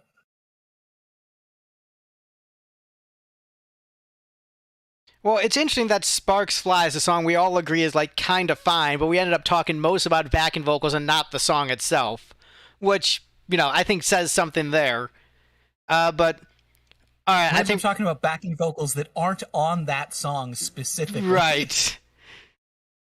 But hey, next up, oh man, we're going to have some commentary on this song. Speak Now, title track is next on the list. Victor wants a stack of Taylor Lautners. I mean, who doesn't? So this song is like, I think peak Taylor in a number of ways, where it is so just like caught in her imagination and having this wild narrative about like, the most, in her mind, the most extremely romantic thing, like if I went to the wedding and I said, no, he loves me, and then he leaves the church with her at the wedding. That is a peak insight into Taylor's mind. And also it's peak Taylor because this is one of the songs where, because she wasn't really the best singer at this time, the melody and note choices are kind of awkward, but that makes it charming. Because a more competent singer wouldn't write those kind of melodies. And that actually makes it kind of cool in the same way like on the early Crash Diet records, where just like Dave Leppard would hit the wrong note and it was awesome for it. It's like that, but instead of it being like glammy punk, it's pop country, but it actually works because of like her youthful naivete. Like it blends together into a song that like only she could have done at this stage in her life. And I like it a lot. I think it's very pleasant for all of those reasons. And even like, the quote unquote weaknesses of her as a singer, I think actually work to the benefit of this piece. What a more competent vocalist would have sung instead? Power metal? I chime in with the haven't you people ever heard of closing the goddamn door? No. Right? I found myself singing that chorus along with the chorus of this song. It doesn't really match, but it's one of those things where it's like the song has similar vibes to that. But one of the things that Taylor Swift seems to like to do is, she takes country music, a genre that's, renowned for its narrative songwriting, and she tends to like kind of stick to the safe and a little bit boring stories. So like Femcell interrupts a wedding. Personally, I would love if she had aliens attack the wedding or whatever. And I recognize that genre-wise that's not appropriate, so I can't hold her to that. But like, like a lot of folk and country music, at least, like has the wedding is interrupted because the dam broke or something. But that Something does with some that zazz to it. but that doesn't necessarily add to the romanticism and the unrequited love angle she's going for. She has enough romantic songs on the album. She needs a natural disaster killing the entire town. She needs the mine to collapse. Well, she would never admit to it. Cat. Write a song about your kitty She cat. does need I'm she does sick need more of songs hearing about the cats. boys. I could be completely wrong, but just for me, in my mind, this song about her crashing this wedding and everything, to me, it was like a small little nod to Friends in Low Places, which obviously is a major, massive country song, just with Garth Brooks crashing their black tie affair. So I have no clue if that was intentional or not, but to me, it was just kind of like, it created this whole story in my mind where Taylor Swift is like, oh yeah, that was Garth Brooks. He was like the big major country star of his era, and like I'm the new kid in town. Like I don't think she literally went through that thought process, but like that's just this like fiction I've created in my mind while listening to it. Blame it all on my dad. I showed up in a pink cowboy hat. Exactly. Ruined your black tie wedding. I mean, she is a songwriting nerd, so she does like study like songwriting history. So that probably is like, if it wasn't conscious, it was definitely like unconscious and definitely aware of it. That's what I'm saying. It was either maybe a nod to a country legend intentionally, or it could have just been in the concept of crashing a wedding, a party, or whatever. Like Exactly. Well, I think the idea for the song came from she had a dream about the singer for Paramore's wedding and her crashing it, and then she decided, oh, that would be a cool idea for a song. Because I guess she's friends with the lead singer of Paramore, and I'm It still waiting. shows. I'm waiting on the Paramore cover of this song. Ugh. I think there are a lot of songs in Taylor's catalog where I'm like, man, if Hayley Williams had a crack at this, like, it'd be a different story for me. But that's because Hayley Williams is basically my god. She's like, she's everything to me. So, I feel like actually Hayley Williams offers a lot of what I think people like in Taylor Swift songs, but they have like better music and everything to accompany it. But for this song, I think it's just very telling. I get that it's like a dream thing, so it's not that deep, but at the same time, I think this is why, going back to the main character syndrome issue, it comes back to bite your ability to be an interesting storyteller. Because in all of Taylor Swift's songs, pretty much, not, I know in the like later it changes a little bit. She's always the best person in the room. She is always like flawless. I know, Greg, I see you over there. Like, this song is about like, I know so much better than this guy. Like, I'm so much better than this girl. Like, she's snotty, she's rich, she's upper class, whatever. Like, Which is funny coming from Taylor Swift. So much better. Yeah, right, exactly. I'm like, you are the upper class, like, rich girl, but okay, I guess not. She's not like other girls. I'm not like other country club girls. Okay, I make fun of the ones that are like to get their nails done or something. Like, that's just like the vibe I get. It's very gross. I mean, she did go to public school, which is more than most rich kids, so. Sure. I'll give her that one. But like, centering yourself in this story as like, I'm the hero of this like wedding crash situation. Right. Everyone in the room is mad at you except for the guy, maybe. Except the guy. And like, that's boring. Like, I feel like if you were an engaging storyteller, it's much more fun and funny to be like self-aware of like trying to crash a wedding and what like the actual implication of that would be. Like, it's much funnier to get like chased out of the wedding or something like that. Well, like, there's a little bit of that, of like the horrified looks in the room, everyone staring at her. Like, there's a teeny bit of that. That's not what I'm talking about. No, because they're just, I mean, it's this thing where it's like they all gasp because they're like, she ruined our social event, but it's one of those like faux reactions, you know? Like, no one does anything. No one, like, I don't know. It's boring and it's bland, and it's just always, it feels like this is how it always is with her songs. She's like, I'm so much better than this girl. This guy doesn't know what's going on. I'm clearly so much better for him. I'm the one he needs. Like, so you're saying someone who watches a lot of Hallmark movies and reads Jane Austen novels would write about a uppity social affair that's kind of bland? I'm shocked. Someone who read Jane Austen novels would write a much funnier song than this. Just saying. Like Jane Austen novels don't roll like this. They don't. They kind of do. A Jane Austen novel. This would be the end of Act 2. Where she shows up and convinces the dude to leave his wedding, and then by the end of Act 3 he realizes how much he's royally screwed up his life and is trying to make it up to the original bride. See, I guess I'm being extra harsh on Jane Austen because I read Emily Bronte, so I'm just like, this is for children. Oh, come on. Emily, okay, I love Emily Bronte, and it's like, it's not her fault that she hates Jane Austen, but she didn't even read Jane Austen. Oh man, if this were an Emily Bronte. So what's funny is both of you are muted right now as you're talking. Ghosts in it. That would be so much better. That's what I want. I want Emily Bronte songwriting. I do not want Hallmark songwriting. Why aren't we listening to Kate Bush albums instead? How much better would it be if she's crashing the wedding to say, hey man, you can't marry this woman because he already has a wife. She's been locked in an attic. She's going to kill me in a fire.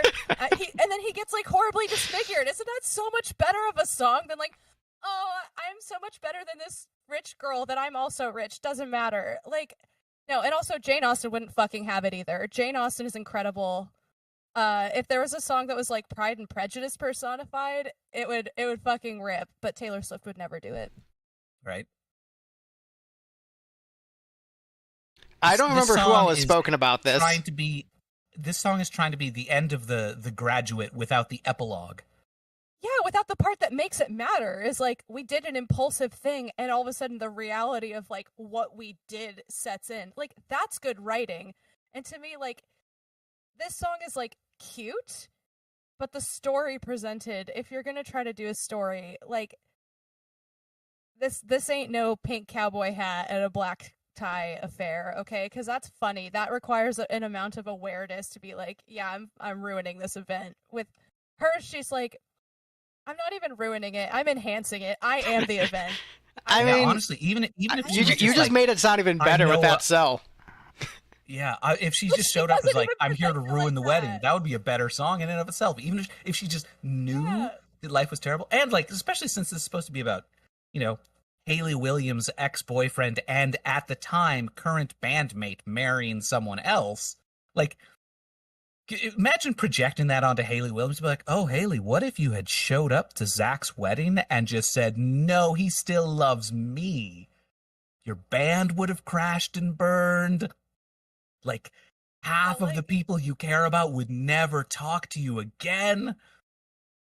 There are so many interesting angles you can take with wedding crashing, and she picked like the most just white bread nothing angle, and like, I just am not interested in that.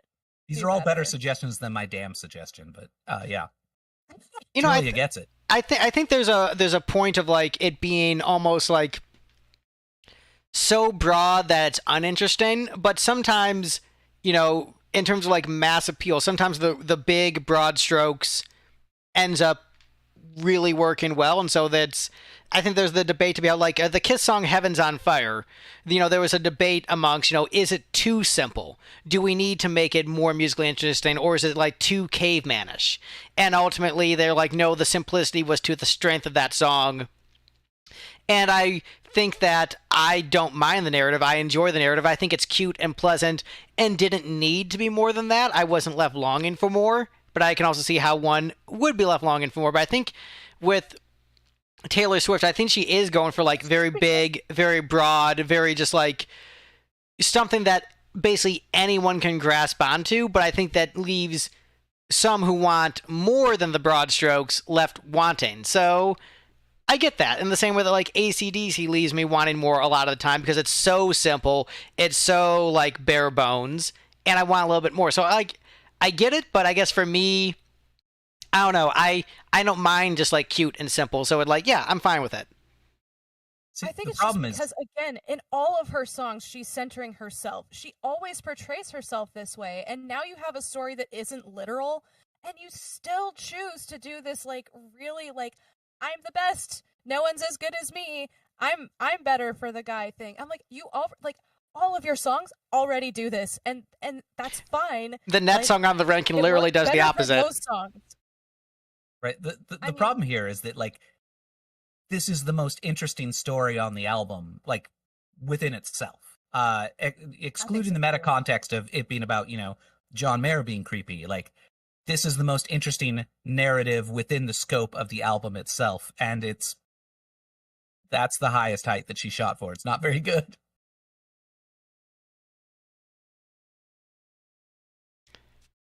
Do we have any other comments on this until we move on to the next song that like undoes all the commentary we just made? What if the wedding had stopped because little Timmy was stuck in the well? Gene already tried to get Lassie on the album. Lassie was booked. Well, that's the trick. Lassie is hard to book to be on your records. That's why the song was changed last minute. That was the original story, but because she couldn't book Lassie, that's how it ended up. All right, so next song is on the album, on the ranking, is Taylor being reflective of a past relationship where she realized she was the bad guy, she messed everything up, and has deep regret over the mistakes that she made and acknowledges complete and total fault, which is the opposite of everything we've been saying for the past bunch of songs. So Back to mean, December is next on the This list, ain't boring. where she is still the main character, but she is clearly the bad guy. She treated this guy, Taylor Lautner, not well. He was very good to her, treated her with extremely respect, was very kind, loving, and like most girls in their early 20s, when there's a nice, attractive guy who treats them well, they're like, I'm going to go with a bad boy who's like in his 30s and treats me like trash instead. So, very true to life. But I think it's a great song in this show. With the incel hot takes. Look, I've been girls like nice guys. Look, I've been married for years, but I'm not gonna pretend that that doesn't happen with a lot of the people that I know. The incels need to just straighten up their game, but also if a girl doesn't like you and is going off with a guy who's a jerk, okay, well, move on. There's other women, dude. Chill out. So I will be harsh to the incels and the women inspiring the incels. I'll be harsh to everybody. But I think Back to December is actually a great song because of that level of honesty where, this is, I think, one of the first songs in the catalog where Taylor allows herself to be the bad guy and just acknowledges, no, I am at fault. The other guy was great. This is completely my fault. And I think if all of the songs were I'm the perfect main character, I'm great, I'm so perfect, I think I would get frustrated with her too. But because there's these kind of songs, I think it just shows a level of honesty as to who she perceives herself to be. So she does have the main character syndrome where she does think she's great, but I think most people in general think of themselves as good people, but then have to acknowledge their flaws and come to terms with them. And I think her writing a song like this is actually mature and acknowledging it publicly, hey, I messed up, I'm the bad guy. I think is something that is good to show her fans that you have to acknowledge your faults in life. So I think this is a great song. I ranked it kind of low, but I think what it offers to the album is really important. What it offers to her catalog is really important. And what it offers to Taylor Lautner is very important because he's such a nice boy, and she should have stayed with that nice Taylor boy. It would never work because what do you call the celebrity couple? Taylor? Taylor squared is what people call them. Taylor squared. Oh, jeez.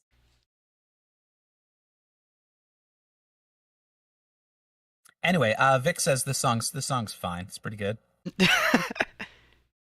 It's okay.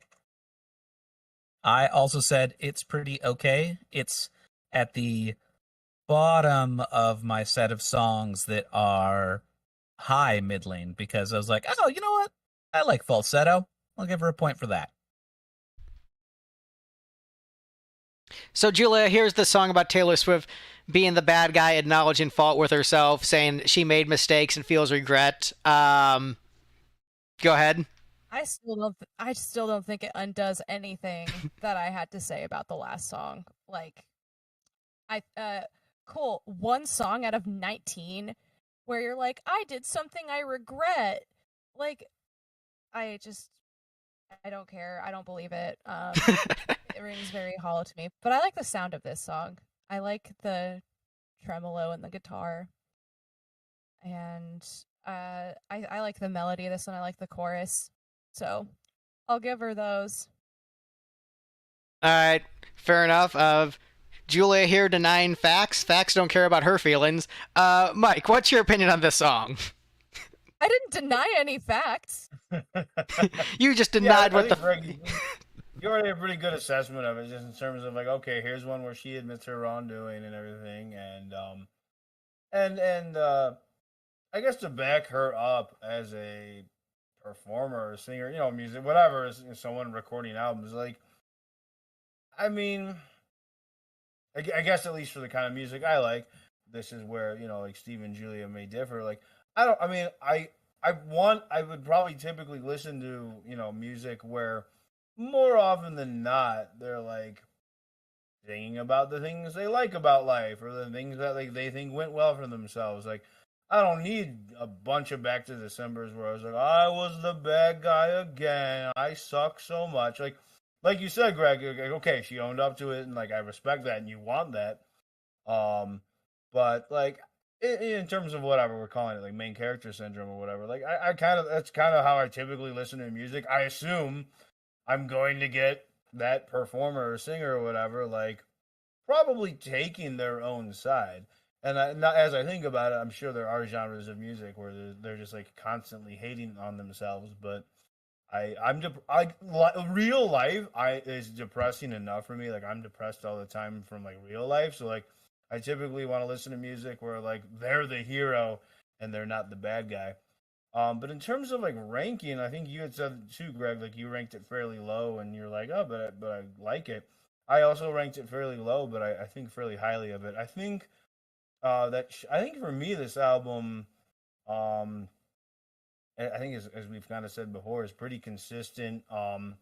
Maybe not as much of the like high highs as the others or something, but I think there was a couple of songs on the others where I'm like, this really didn't need to make the album, and I don't feel that way about any of these songs. So I guess it loses maybe the high highs, but doesn't have the low lows. So for me, it was a solid listen. But yeah, as for Back to December, I liked the message. I liked the song.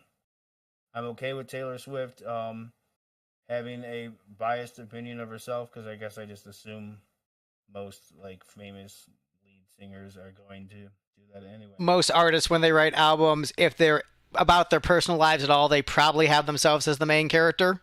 Yeah, that's kind of that's cool. It makes sense to me. So, ironically, for this song, I'm actually gonna side with Taylor against Taylor. Taylor against Taylor squared. I don't know who you're talking about, Steve. I'm reading Lautner's Wikipedia page, and he dated no fewer than 3 of the actresses he co-starred in films with for a year or less, starting from when they were in a film together. So I think, like, this relationship was not going to succeed anyway. So she's, kicking herself like, oh, this was such a good relationship and I ended it and it could have been great. Nah, he's going to break up with you and start dating the co-star in his next film if you hadn't done it first. I mean, not necessarily. From what I heard, he treated her extremely well and was trying to hang out with her. Like what she wanted from John Mayer, she got from him. Where he constantly sent her flowers, would constantly try to meet up with her and show support for her at events and cheer for her in the crowd and just being a good boyfriend. And she's he's so clingy. What a loser. I mean, yeah, he probably would have kept on doing that until he started filming Abduction with Lily Collins and began dating her in November 2020. I mean, but also it's possible he might not have dated her if he was in a committed relationship. He doesn't have from what I remember reading about him, he doesn't have a record of cheating. And so just if they break up, they break up, but he doesn't have a record of cheating dirty, dirty slut John Mayer and Joe Jonas. No, no one's accusing him of cheating. It's just that he doesn't have object permanence. So when he moves on to being closer to someone else, it's a proximity thing. Once he's spending more time with Lily Collins, he's gonna go, "Oh, Taylor, it's time to break up. Lily, what you doing?" Exactly. That's what's happening.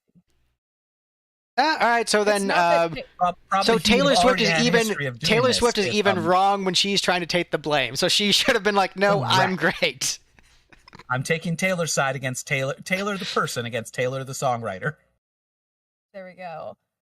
I think this is probably her best slow song, or one of them. From any album or on this album? I don't know. I only know these 3. Okay. We'll be getting to more. So we have 1, 2, 3, 4, 5, 6 songs left. I propose a bathroom break. Who wants a bathroom break? I mean, yeah, I took mine 10 minutes ago, but yeah, that's fine. I just cheated. Yeah, Mike just turns off his mic and leaves when he needs to. Oh, I'm hosting. I'm hosting the event. So I'm going to run to the restroom. Feel free to talk about music you find more interesting than Taylor Swift while I'm gone. Talk amongst yourselves. All right, so best song that has the name of a song on this album. Okay, so if there's a better Superman, for example? Right. Okay. Yeah, let me take a look. Did we already settle this with Superman? Is that probably it?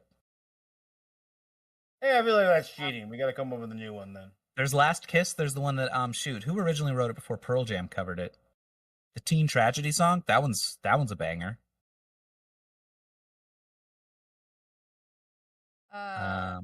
Jason Webley has a song called Mine about working in the mines. That one's really good. That's good. Honestly, I'm gonna have to go with my personal choices. Best song that has the same name as the song on this album is "Innocent" by Our Lady Peace. That one, straight banger, whole way through. And Our Lady Peace have a really good way of not centering themselves in their songs, rather than being like, I'm so sad about whatever. They tend to be like, this is a song about my friend whose kid died of cancer, and it's written in the first person, but it's not about me. And, this is a song about various teenagers and the struggles with body image that they have.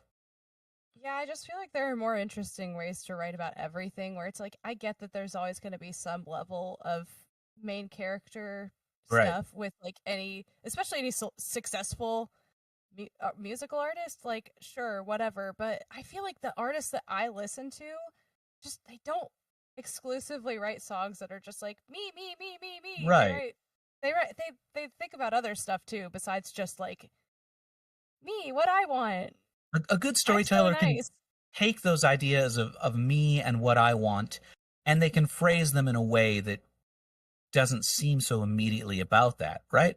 Like, so The Wall The Wall is one of my favorite albums, and that album is about Roger Waters, like, sort of having a nervous breakdown because he realized that he hated his fans and he hated being a famous musician, and he obfuscated things. He took things a step away from himself. He made the actual character more like Eric Clapton than himself, and he added these different layers. So it wasn't like, oh, this is Roger Waters complaining about his childhood and being a celebrity. This is an interesting story about a character who just happens to be 75% Roger Waters. Right, exactly. It's so much more interesting, and there's so much more to it than just like, oh, I am not happy with this current situation. Like, there is a way more interesting way to package it. I feel like part of it is just like being an interesting writer, I think it's like Taylor Swift has like the imagination part down, but I feel like she doesn't have the like I'm curious about trying to walk in other shoes type thing, which I know she gets into a little bit more later, trying to like branch out into like other perspectives, but it just doesn't I just don't think it works for me. And she's only 20 years old, but like also I don't know. When I was a 20-year-old songwriter, knowing that I didn't have any interesting life experiences of my own to write about, I just made up interesting stories. Just make stuff up. Yeah, you can just say whatever you want. Yeah, I think I'm jumping in on this. You don't need to raise your hand. No, I was doing this as I was thinking. But because I actually had interesting life experiences by that point, I'm like, yeah, I'm just writing about like, okay, here's the song about when I was homeless and got in a fight. So it's like, all right, I just had the cool stuff to write about versus Taylor's like, there's this boy I liked and he liked someone else and it made me kind of sad. So I'm like, yeah, I can see why that could get a little stale. There are a lot of young artists too that I think are just like better at obfuscating what they're talking about and making it a little more like vague and interesting, even though they're all kind of going through that same like, oh, I'm young and rich and sad, which feels like what's always happening with like the up and coming pop stars. Is just like, I'm so young and hot and sad and woe is me, but like the songs aren't so literal about that it's like I'm a little more tolerant of it. It's a little more interesting because I feel like they're not just saying like me, they're trying to like, I don't know, they're trying to package it in a way that I find more interesting. So it's just you as the listener are able to take away a more of a meaning from something that isn't so directly on the nose without it just being the parasocial, be like, I'm invested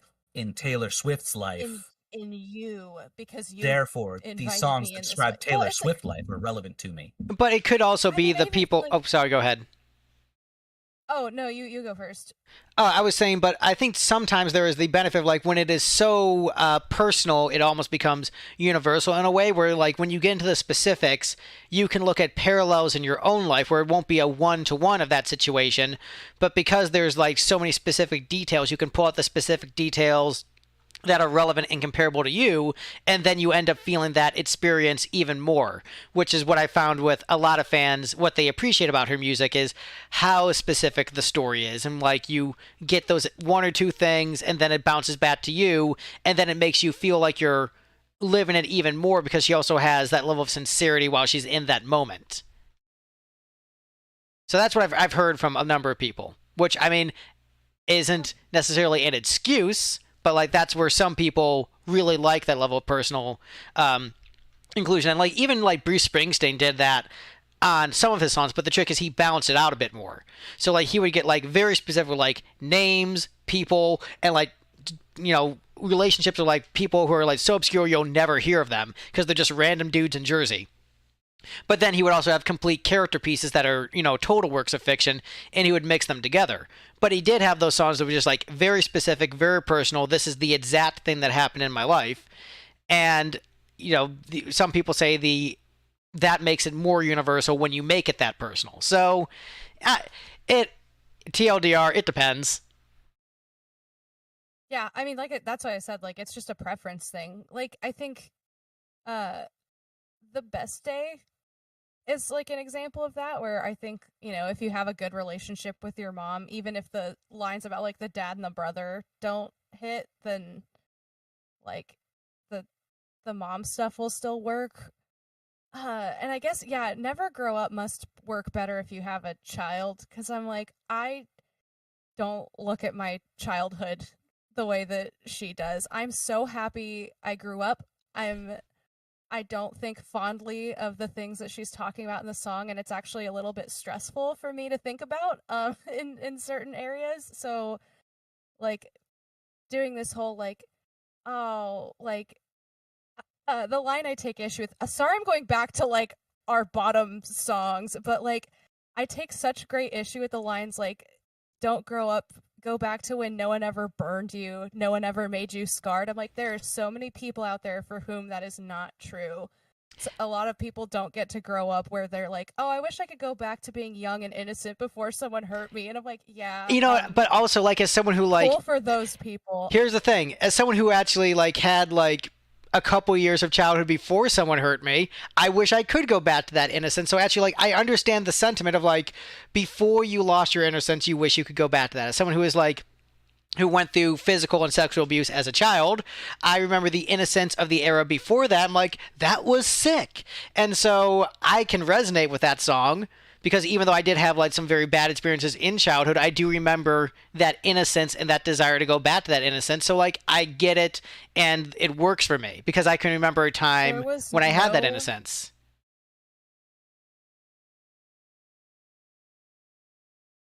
I can't. I was raised in a weird brainwashed culty zone, and there was no before, there's only after. So I'm like, I don't like thinking about going back. So I'm like, yeah, it's one of those things where I think your personal experiences are going to kind of... Your mileage may vary. Your mileage may vary, but I don't know, it's just that all of her songs are literal at this point anyway. They're all about me, mine, mine, mine. Speaking of that, mine is next on the list. Transitions, heyo! Wow, oh my god. It was a good transition, Segway Greg. Nice man. work. Segway man. Worst superhero ever. Segway man. I can get around the mall so fast. Mine. So here's a thing. I really like the drum tone on this track, which is weird that that's something I honed in on, but like, man, drums sound good on this track. I think it's a good, energetic opener. I think, we talked about a little bit earlier how this song was sort of showing a more mature Taylor, and that she has like an adult relationship instead of just a teenage relationship. I think it's a catchy, strong album opener, showcases a slightly more mature Taylor, and good driving beat. So yeah, I like this one.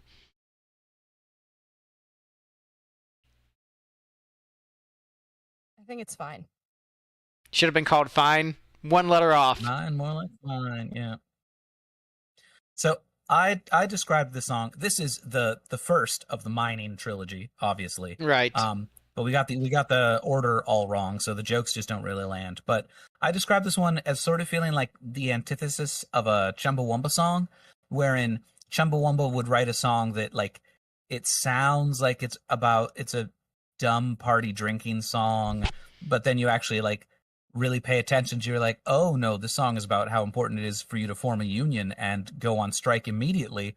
And so as an antithesis to this, Taylor Swift wrote a song called Mine, but it is absolutely designed to distract you from the possibility of ever thinking about workers' rights. This is a song about how important love is, and just like, love conquers all, and please don't pick it against daddy. And by the way, I do recognize the irony and hypocrisy of me being like Mr. Super Pro Labor simping for a billionaire on this podcast, defending her as an artist. But also, hey, she pays her people well, so I can roll with that. I can live with that level of hypocrisy. But yes, this is still have a union. You should still have a union. This is the sequel to Bee Gees' New York mining disaster, that classic song. So really, this is like Taylor Swift continuing that narrative of after that disaster. Chumbawamba also covered. Oh, right. I lost your audio, Greg. Oh, sorry. I was saying after that disaster, the workers rightfully wanted more protections in the workplace so that such an incident didn't occur again. But Taylor Swift's strike-busting father did his best to make sure that, no, all of you are getting the black lung. But yeah, the song is good. Mike, your thoughts? Thoughts for the song itself? Yeah, good album opener, good energy. I ranked it pretty high. I like it. Not an all-time Taylor favorite, but solid, perfectly enjoyable.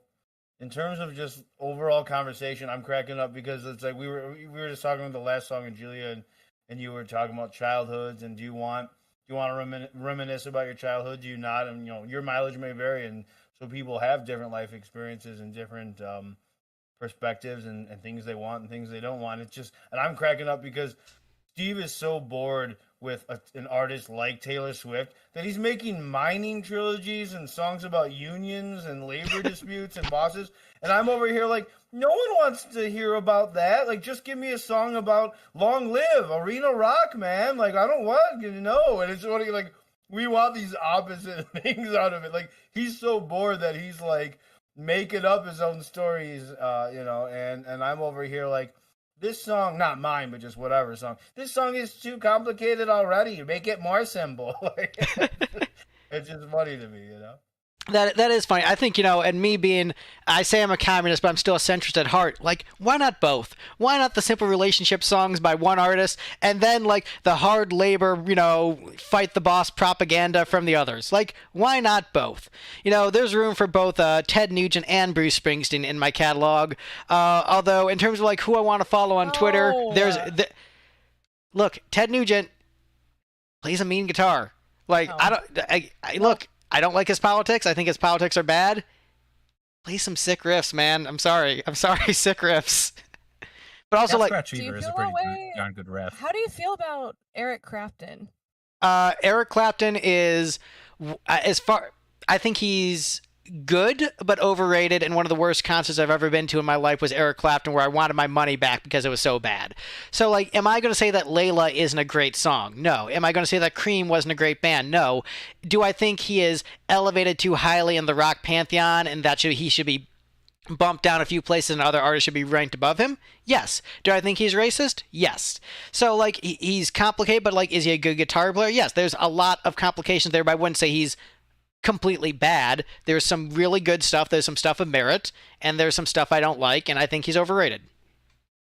Should he be a triple inductee into the Rock and Roll Hall of Fame? Let's see, what is it? Derek and the Dominoes, Solo, and Cream? Cream, yeah. I mean, honestly, I think all of them did earn their place. Derek and the Dominoes, or is it the Yardbirds? Or if it's the art, I mean, do all those deserve to be? I know it's Cream and Solo, but yeah, now that you mention it, I thought it was Yardbirds. Oh, if it's Yardbirds, Solo, and Cream, I mean, yes, all of them do deserve to be in. Like, it doesn't mean I'm like super jazzed about them. It's like, I don't like Nirvana, but I think they should be in the Rock Hall. Like, so like, just because I'm not pumped about the Yardbirds necessarily doesn't mean I don't think they should be in. So, Like I think Ted Nugent should be in the Rock Hall. Like even if I disagree with a lot of his things, like he did a lot of important music in his time, made a lot of good music. I think he's like a super problematic person. But like the dude just really forged new ground for ways to sexually assault children. Look, I'm talking in terms of musicality, and look, if we're talking about like R. Kelly is a bad person, but like musically did some amazing Another things. Icon in that same field. It's true. Like R. Kelly, bad person, did a bunch of terrible things. Like, but are you going to deny the quality of the music that was made? I wouldn't. Doesn't mean I like would necessarily like. I would encourage maybe like you can pirate Ted Nugent's music, like still listen to it, but maybe pirate it. Same with R. Kelly. Illegally download all the Gary Glitter songs so that you don't continue to stream them. Well, you can stream Gary Glitter because his label explicitly said, "Nah, we don't pay him." That's true. But yeah, so anyway, mine. It's a good song. I don't know if did we get Julia's and Steve? Oh yeah, we got Steve's thoughts. Julia, did we get your thoughts on this one? I don't even remember because we got distracted talking about labor unions. Fine. It's fine. Yeah. Oh yeah, fine. Got it. All right. Well, next up is the Token Evanescence song on the album. We've got Haunted next on the list. Yay! I'm kind of mad at you all for ranking this one so low. I mean, I didn't. 1, 2, 3, 4, top 5. I think that's fine. I think that's an appropriate place for it. When it should be top 1, though? I mean, look, I know that you like bad symphonic metal, Steve. Like, I get it. Like, man, you know I like good symphonic metal, you know what? Steve is like, you know what? I like metal, but I wish it could be a little bit whiter. Is his general thoughts on metal music. White as the dripping snow. I mean, no, I think this is a standout track from the album. I think it's a very good song. It's catchy. She's doing interesting things musically. You know, the fact that this is still technically a country album, this song is really just not a country song. It's just her just doing whatever as an artist. And I dig it. I respect it. I think it's showing a level of creativity and musical ambition. And, you know, lyrically, like, it's sort of the same, just like, oh man, I have feelings about relationships. But she's adding, you know, a different, like, twist to the angle, taking, like, the, you know, the Byronic hero, like, obsession angle towards it. And I don't know, I think it's a very cool song. And it's one of the ones where this is one of the ones I show to more rock-oriented people as, okay, you might not like Taylor Swift as an artist, but you can at least appreciate why some people might like her instead of writing her off as complete trash, is what this song ultimately serves as when I send to people. But, I mean, I think it's a great song. I don't blame Steve for ranking it number 1, as I often blame his opinions and rankings. I think it's cool. I like it. I ranked it second lowest of the bunch, but doesn't mean I don't think it's very good. Just there's a lot of good songs in this album, and the quality variance between the songs isn't that much. Like, you could random number generate most of my ranking, and I probably wouldn't be too upset because, like, they're all pretty close in quality as far as I'm concerned.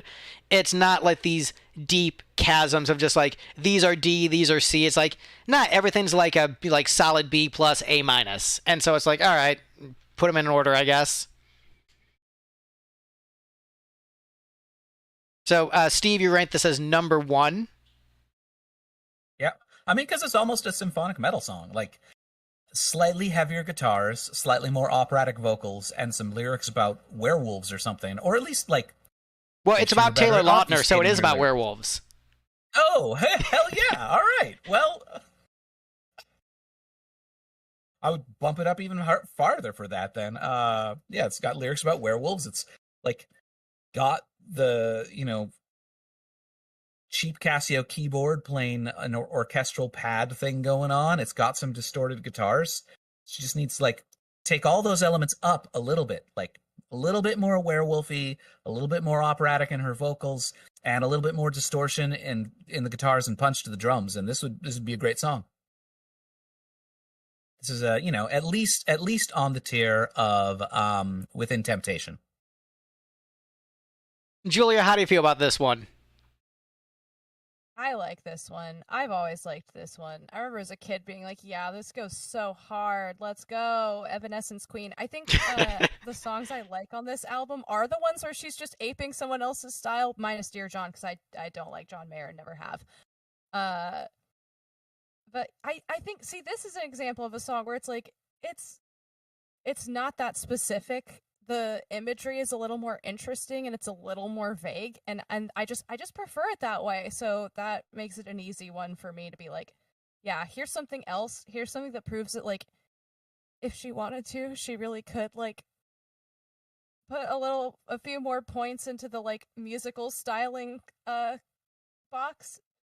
But we seem to still choose not to do that one. That's fine. Just, we could have, thinking about what we could have is interesting for me, but I like this song. And I mean, I'll say this. A number of times over the years with Lipstick, I've had band members say, like, you could do something more musically interesting here. Why don't you have, like, a weird, like, prog blast beat breakdown here? And it's like, because I don't like it. So, it's possible that Taylor's writing the music that she enjoys listening to, which maybe she just has bland, boring white girl taste, but if I think there's nothing wrong with an artist writing what they enjoy, but then it might not be as enjoyable to someone who has, like, more creative, interesting tastes. But Mike, what is? Wait, hold on. Only Taylor Swift could try and write an emo metal song and instead write "The Scientist" by Coldplay. I checked the chat at the right time. Thank you, Victor. But this also goes back to what I was saying. The song is so of the era, but also out of it, where it's like references to Evanescence, Owl City, and John Mayer. That is very of the era specifically. Mike, what's your thoughts on Haunted?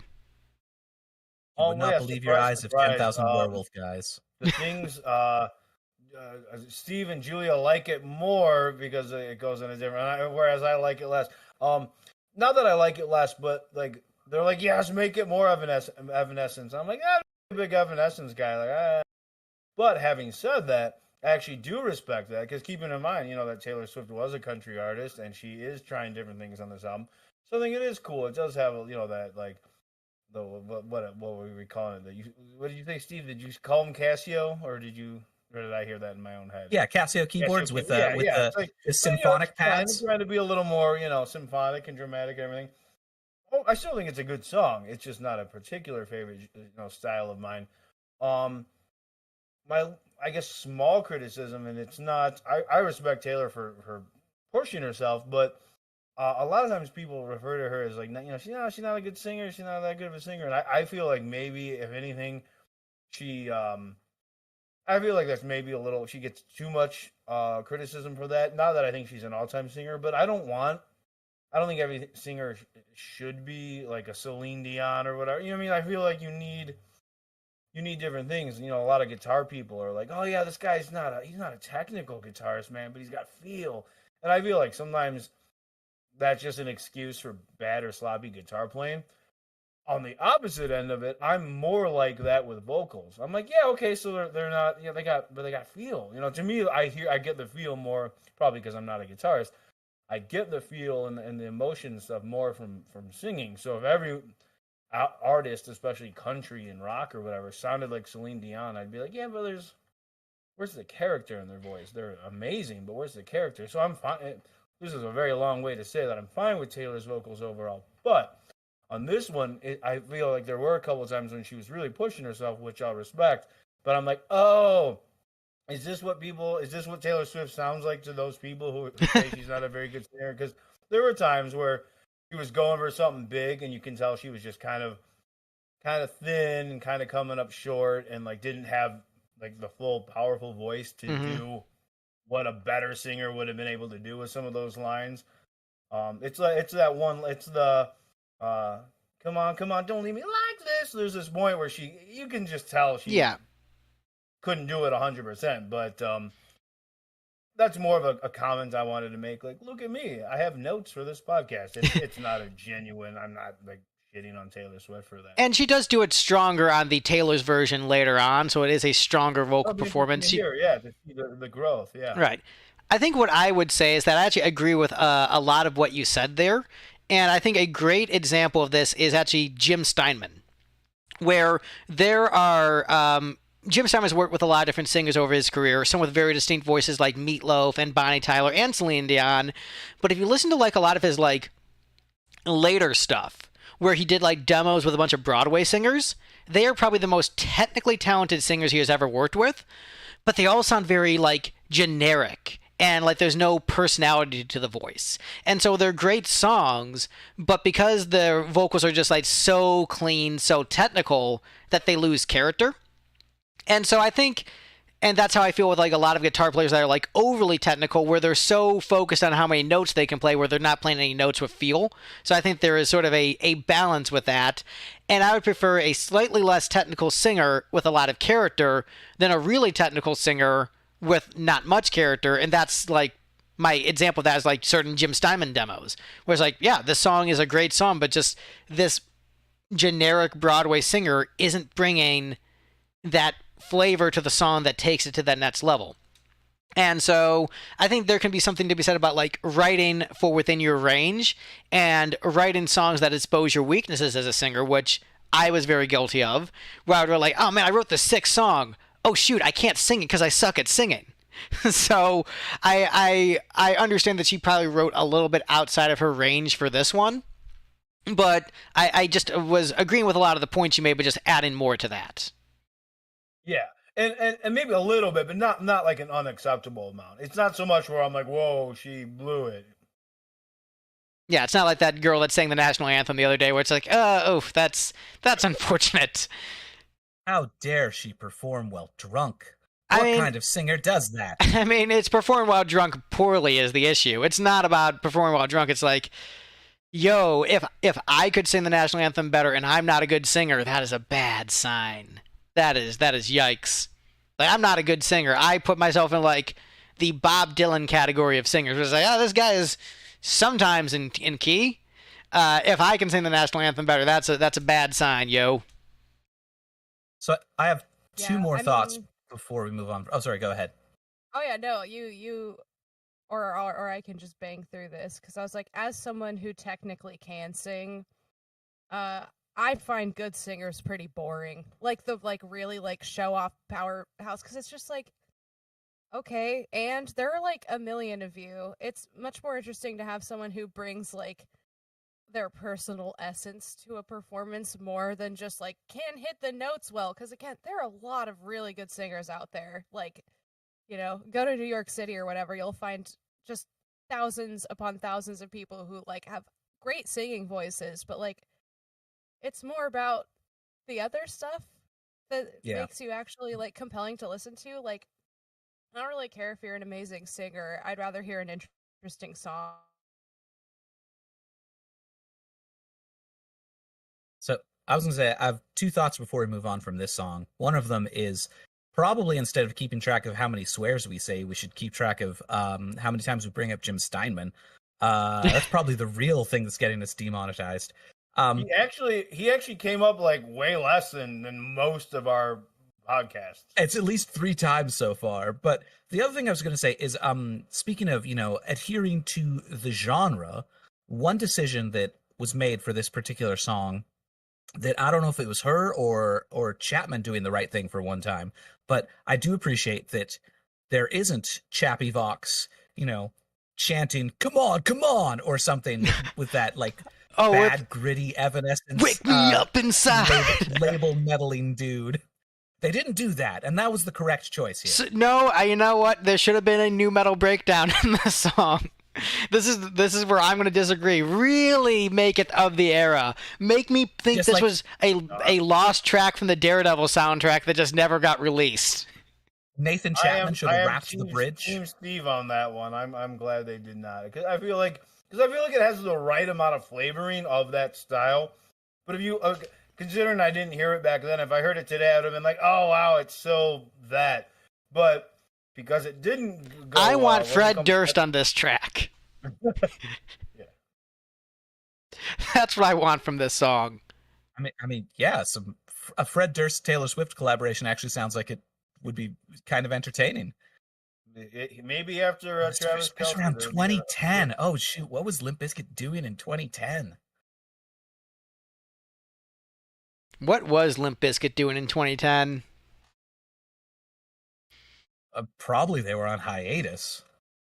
Looks like we temporarily lost Julia. Rip. Yeah, her computer crashed again, it looks like.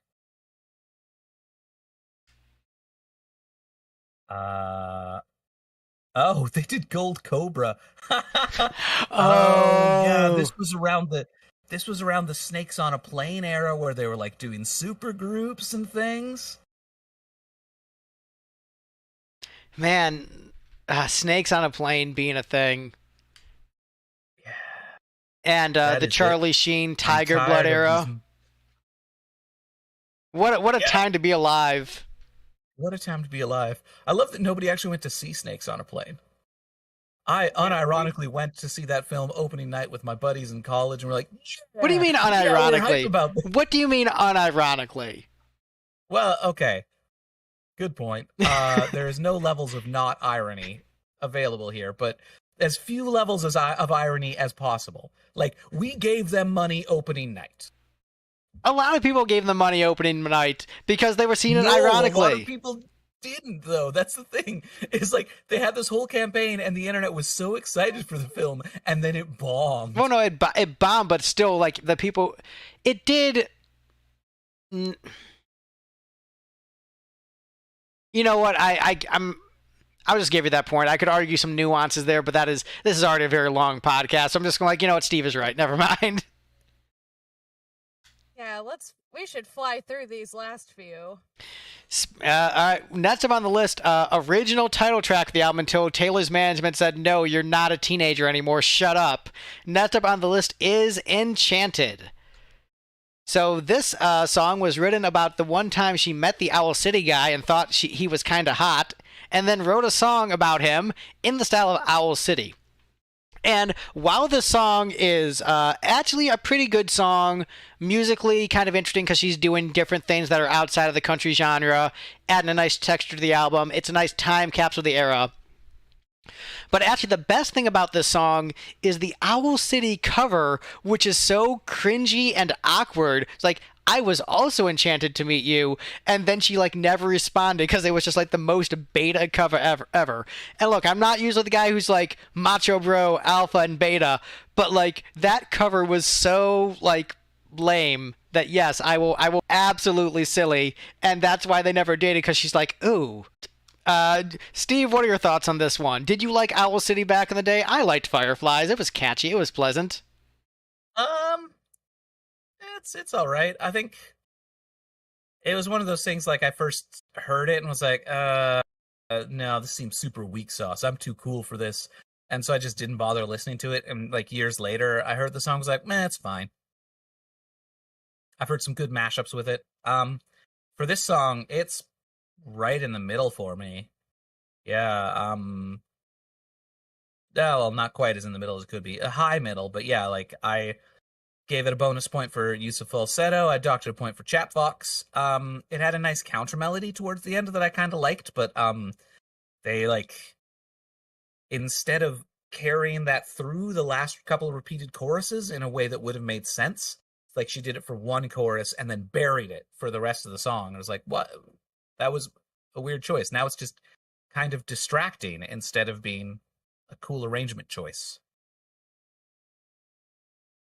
That's fair. I still enjoyed it, but I definitely see your perspective, and I remember that from the notes. Mike seems like a guy who would not like Owl City in the slightest. So I wonder what his opinion on this track is in particular. Yeah, I mean, I remember the name Owl City, but I couldn't even really tell you much about them right now. You mentioned Firefly. That did end up being one of two songs that I kind of remembered from this album. Yeah, it's fine. I had it like low middle for me. Good. No, I don't love it, but it's a pretty good song, so I'm fine with it. I'll go check out some Owl City and not like it, I'm sure. I think Fireflies is a good song. I think Owl City did have some good songs, but I also think the follow-up to this is one of the most hilarious things I've ever seen in music.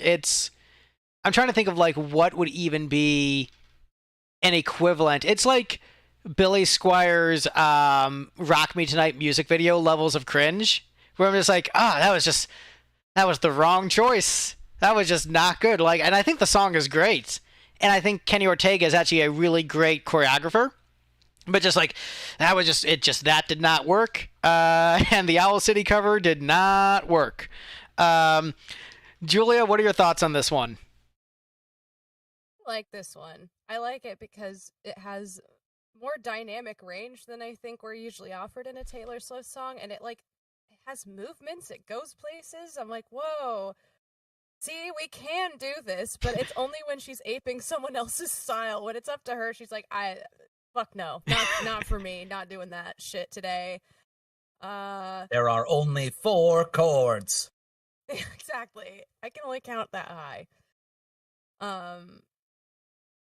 Yeah, I like the sound of this one. I like the production of it, which is funny because I hate Owl City, and You cut out there, Julia, for a second. it's just impossible to listen to. So I would much rather hear this. Also, side note, when this album came out, she did release a fragrance of the same name, and I did have that shit. So I was wearing that every day to school. Long live the Enchanted fragrance. It smelled pretty good. I don't remember exactly what it smelled like. Did it smell like owls? Yeah. Just owls and piss and shit. So great. All right. Well, hey, we're in the top 3, and next up on the list is a song that I voted number 1. It's actually not my favorite song on the album, but I think it's the best. But then, luckily, the ranking was fixed today with Mike's votes, because I thought, like, wait, no, hold on. This is the song I think is the best objectively, but it shouldn't win with this panel. So I'm glad it didn't, because that feels like the universe is right. And next up on the list is Mean, which I ranked as number 1. I think it is the best written song on the album. I think it is the best performed song on the album. I'm not the biggest country guy. I enjoy country, and there are songs I'd rather listen to than Mean. But in terms of like a complete package of a song, I think this is the best. This song has only Taylor Swift on vocals, nobody else, specifically because there was some music blogger who criticized Taylor Swift for using tracks live. And it made Taylor really upset and defensive, and she insisted, like, no, this is not true. I sing live. If I was using tracks, I'd sound better. But also, she got really defensive because he said not only is she a bad singer, she uses tracks. So, like, she's bad when she sings and doesn't have a good voice, and she uses tracks, where it could just be, like, one or the other. I feel like you could say, hey, I guess you could say both, and that she uses tracks to hide that she's a bad singer. But then he's also said that, like, she sounds bad live, so you could just say, like, she sounds bad, she should be using tracks. That would sound a lot better. But this entire album was basically Taylor Swift's F you album. This is this is me proving myself as an artist. People say that, like, oh, she just has a bunch of men write songs for her because girls can't write songs. What are they talking about? She's like, no, I'm going to write this whole album by myself just to prove that I can write songs by myself and that I am the driving creative force behind my music, because people accused her of being just like propped up and having nothing artistically to say herself. You can argue whether or not what she says artistically is interesting, but she does have her own artistic voice. And this was her, oh, you think I can't sing? All right, I'm going to show you my vocal abilities and really layer them on and make no one else sing on this track so you can hear just me and judge for yourself. And I think this one was probably definitely a struggle in the studio because she admittedly, like, isn't the best singer. But you can tell a lot of work was put into it. And you can feel the venom from her in this song of, like, how angry she is. And that venom is enjoyable to listen to. And knowing where she ultimately landed up, where, like, she is now a billionaire, one of the most successful artists in history, and this dude is still blogging about how she sucks. So, I mean, like, she won the battle. And beyond that, it's also just, it's a catchy song. So, catchy song is good. The end. Take it away, take it away, take it away now. Anybody? Okay, I'll go next. I like this song. I feel like it's like with the clapping and stuff. It just has that like kind of campfire song, like fun sing along, which I think is a good trait for a pop song to have. Like sing this with a group of your friends in a circle if you're a bunch of losers, I guess. I don't know.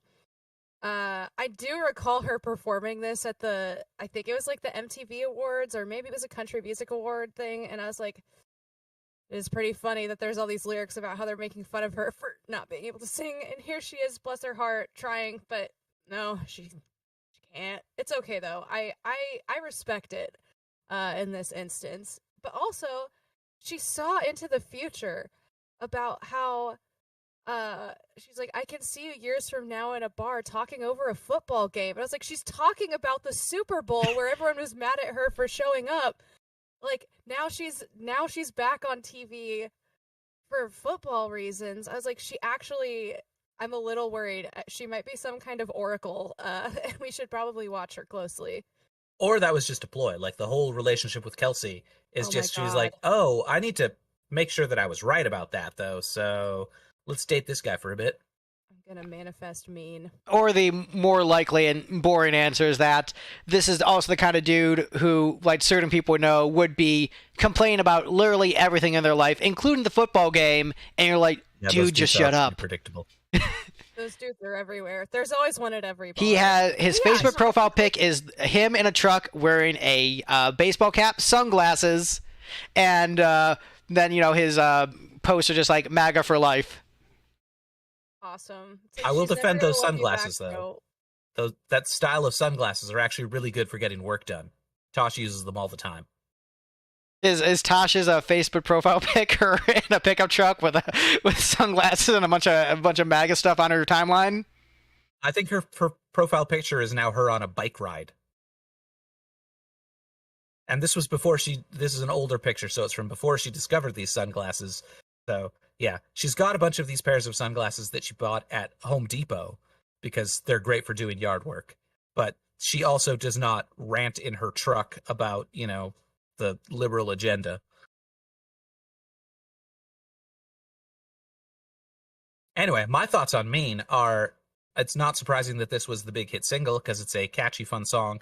And this is a rare instance of Taylor obfuscating her lyrics in a way that works, right? Like, by the time she wrote this song, she was already living mostly in the Nashville area, already in a big old city being a successful musician. But she was like, you know what? The pop punk kids need lyrics about getting out of their shitty hometowns. And everybody needs lyrics about how one day I'm going to be successful and the people who are jerks to me are just going to be mean losers alone by themselves. And she did a good job of taking her lived experience and turning it into something generic and obfuscated enough that, anybody can enjoy it instead of being like, yeah, I love that for Taylor. They can be like, I love that for me. That's a really excellent point. That might be the best segment you've done on any podcast we've ever done, period. Bravo, Steve. It's the same thing I've been saying all day. I think she did it right. Yeah, well, I think it really worked in the context of your analysis of this piece in particular. I think it's like the doll with the pull string and just says the same thing, but it doesn't necessarily apply in each situation. This time it actually applied, and it was great. Just how conservatives will say everything is woke. Mountain Dew is woke until there actually is a thing that's woke, and they're like, oh, you got it right with that one time. So bravo, buddy, nailed it. Mike, what did you think about this one? Yeah, I mean, it's a good song. Obviously, single level song. I remember when we were first, planning to do this album after we finished Fearless. I was like, I don't remember any of the songs from this one. And you're like, oh, you guys, you'll know me. And it was the one that's like, why you gotta be so mean? I mean, I think you just typed it. I didn't know the melody. And I'm like, do you mean the Magic song? Why you gotta be so rude? And you guys were like, no, not that song. And I'm like, I don't know what they're talking about. I don't know this song. And then I heard it. I'm like, oh, I kind of remember hearing that back in the day. And I think part of the reason I didn't really remember it or associate it with Taylor Swift, I think maybe I thought it was someone else. Casey Musgraves or something. I don't know. I just kind of remember hearing it. I don't know if I knew it was Taylor Swift. So yeah, I'm like, okay, she has more hits than I realized, and I already knew she had a bunch of hits. So good for her. But yeah, I mean, obviously it's melodically an accessible song, lyrically an accessible song. So no surprise that it's like the hit from it. It's definitely much better than Dear John. Like I understand, if Mean is like the song people will remember from this album, I understand that. Like Dear John is an all-time Taylor Swift classic. Not hearing it. Not a bad song, but not hearing it. I don't know why I needed to just crap on Dear John again. But I just did. So there you go. Yeah, I think this song, another layer of this song, I was thinking as you were talking, another layer of why this works is that the blogger was also criticizing her for not being like authentic, like Nashville country. And this is one of the most, musically, one of the most authentic Nashville country songs I've heard, period. Where you could hear a song like this fit in the set of like any random original country musician, like at like a smaller venue. Like I've heard so many songs like this. And so like I think this was sending a message, and the message was received loud and clear, and it was very successful. Like, the dude is still blogging about how she sucks, and like, Tortured Poets isn't actually even a good album, you guys. And just like, it gets more embarrassing the longer the dude is still going after her. It's like, dude, just like, rant about someone else. It's getting awkward. Just stop. Oh, so you guys weren't like, you guys didn't mean like, oh, theoretically, what if this guy's still trashing her? There's literally the same guy. Yes, it's literally the same guy. Although, and I won't know yet. I won't know for a while, but he might actually win in the end because I'm postulating that Tortured Poets Department does suck. So, because you're comparing it to like Music from the Elder, you're like, oh yeah, and I'm like, well, why would you praise it as her best album if it's her worst? So it's probably bad. So she may have blown it, and this guy might have come full circle, and he gets to win in the end, which would be a shame. I think Tortured Poets is her most inaccessible and challenging album, but yeah, it sounds terrible. That sounds awful. I know. I think it's like it's the one that like rewards you if you're willing to like really engage with it. Where it's like the first. I don't. I want to be. I don't go to Taylor Swift for like deep like. No. You know what? We'll get to it when we get to it, and maybe like, you know what? Greg was right about this one. This is the deep masterpiece I was looking for. Well, that's what I'm worried about. I'm worried you will be right. I'm worried I'm going to listen to him and go, this is deep and annoying and terrible, and he was right. All right, I'm going to be the one who's got to be so mean. Well, hey, we're at the number 2 song on the album. So this I ranked 3rd place. But it's actually my favorite one to listen to, so the one I enjoy most in my rotation, my favorite cut. I ranked it 3rd because I don't think it's the best song, but it's the one I like the most. The Story of Us is next up on the list. Look, like I'm a rock guy. This is like the most like standard rock song of the bunch. I think it could serve to be a little bit stronger in terms of like the hooks of the chorus. But I think the melody is good. This is very much of the era where you have like the very emo spoken word transitions of next chapter and the end, and it's so catty and it's so 2010, and I love it for that. But like, it has good riffs, great guitar solo, it's driving. I think her vocal is. So what's interesting is that on the Taylor's version, her vocal is much better, but then the music backing track is worse. And so there's no optimal version of the song to listen to between the two of them. Ultimately, I lean more towards the original because of the musicality of the backing band. I think is better on that version than on the Taylor's version. But I mean, it's a catchy rock song, kind of a disco beat. It's cool, and it has like I said, those very dated next chapter and the end, and like those catty spoken word bits. Love it. It's great. Julia, I see big smiles from you. Yeah, I just think I like those parts too because they're so stupid. Next chapter. Okay. All right. Sure. It's funny. Yeah, I like this one too. I like the disco drums. I actually did listen to Taylor's version and the original. And I think it goes back to what I was saying when the computer committed suicide to stop me from being reasonable and rational, I guess. Which is just like, yeah, her vocal performances are like stronger, but I find them a lot less engaging on the Taylor's version too, just because like 98% of it, or like 98% of it. Steve, what did you think of this one? I did like the transition to something more like a pop punk song. I think we could have done with more of that. Although, alternatively, she could have, since this had the disco beat, the electric guitars, she could have just pulled a full Kiss on this, and she could have billed this as her disco album with this as the lead single, just to make everyone mad. And then that's a fake out, and it's just a regular album with a disco song on it. I think that would have been the best thing for her to do. That would have been amazing. Yes, full agreement on that. Apparently, this song, like, this was sort of her like experiment in trying to do something that isn't strictly country, and like, how would a more traditional pop rock single do for me? And then it didn't do well. And so it's like, oh, well, maybe I should reconsider doing pop. But then it ultimately decided, oh, maybe I should reconsider the rock part of the pop rock thing. Because I think, like, Taylor, she does, like, a lot of rock bands. It was trying to do the, like, okay, can I do pop with an organic rock band behind me? And ultimately, the market didn't fully approve of that, which is unfortunate because I wish there were more songs like this in her catalog. But Mike Walsh, you ranked this as number 1. As a lover of rock and roll, I figured, I kind of figured this song would be your sweet spot. I was not surprised this ranked as your number 1. Yeah, I'm actually a little surprised by the collective ranking because I actually thought maybe I was being unfair. By collective ranking, I mean this song and the song yet to come.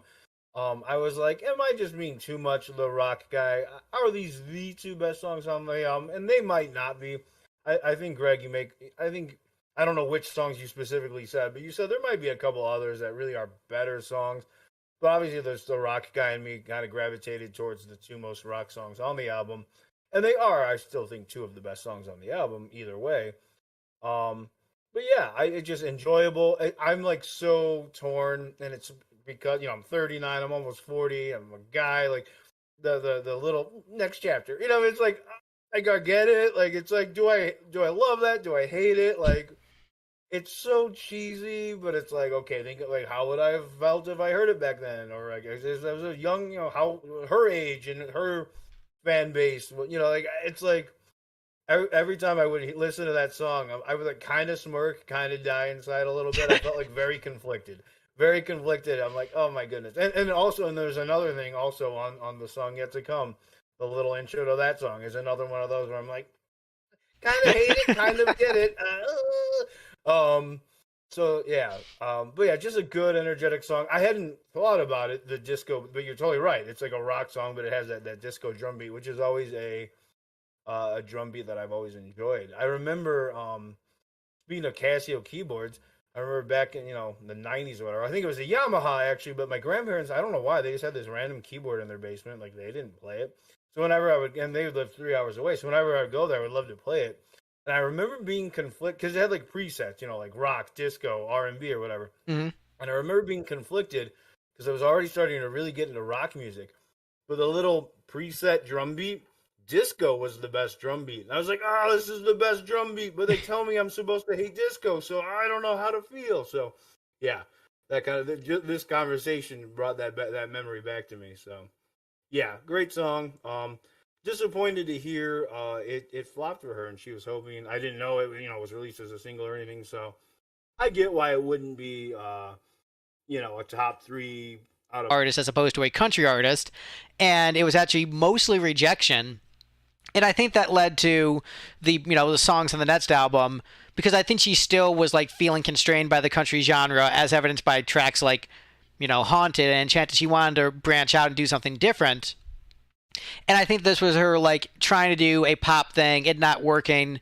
But then the next album, she still wanted to do that, and then went a different pop direction, and then that ended up exploding and leading to what came after that.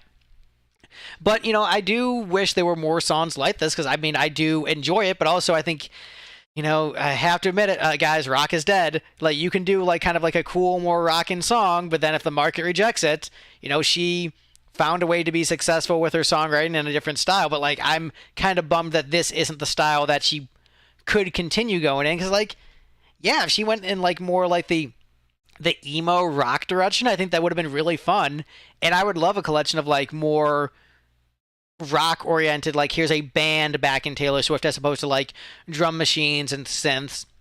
And, like, she still has her backing band, she hasn't fired them, and, like, they still play live on the songs, and so it's not like she's completely abandoned live instruments, but I do really, as a rock guy, miss the live band vibe from certain songs. That is, like, you still get it here and there on the albums, but it's been largely replaced by, like, the slicker pop stuff.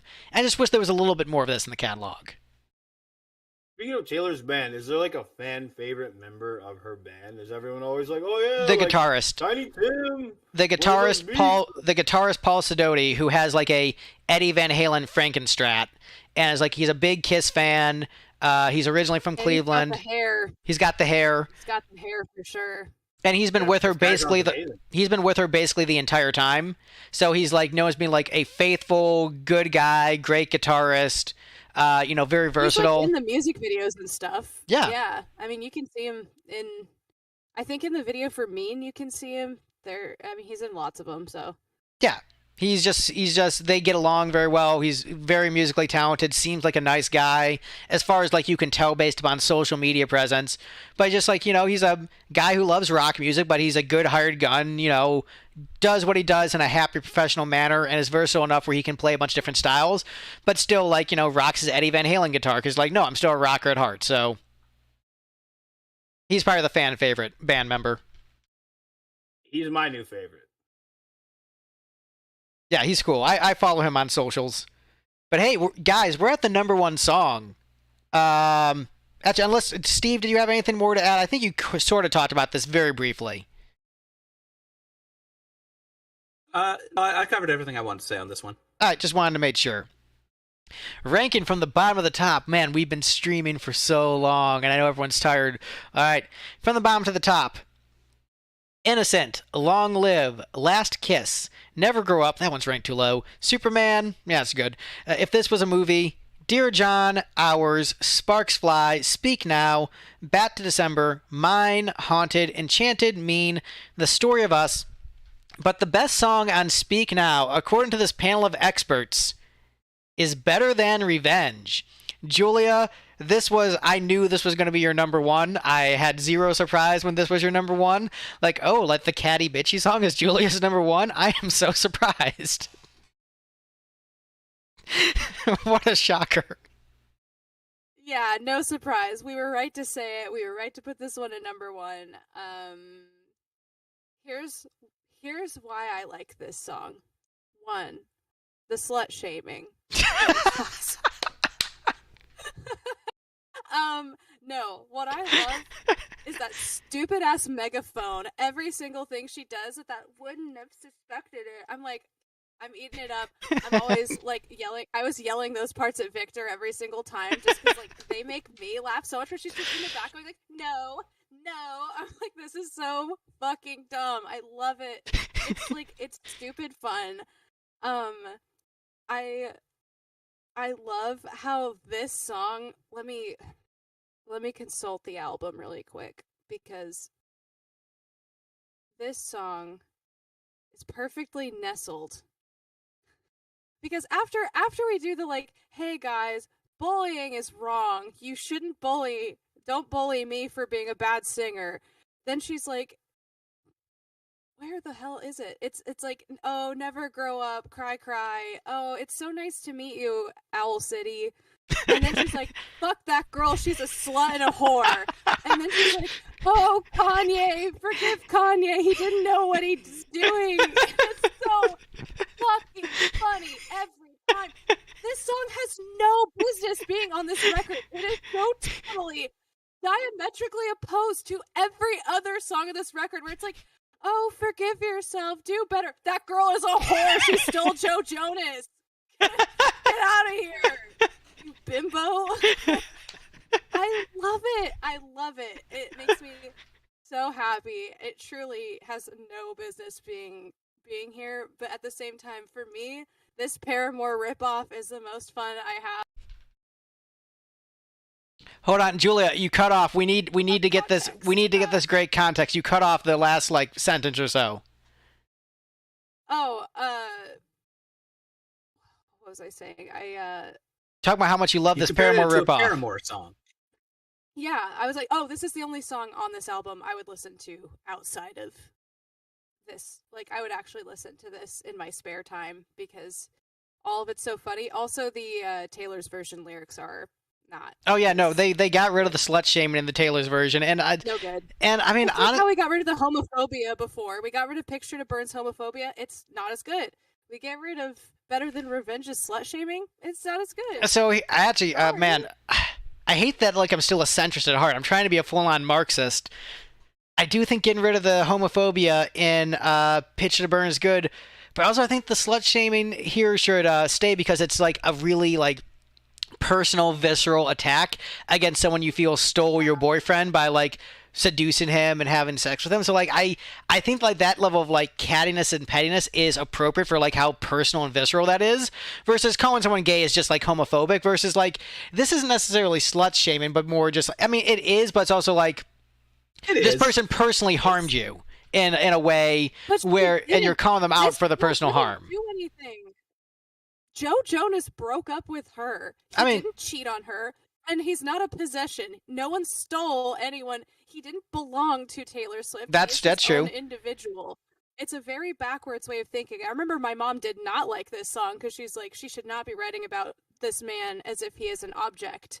And I was like, don't care. The girl's a slut. And, you know, counter to your mom, I mean, in fairness, like, she is a bad actress. Like, she's just not very good.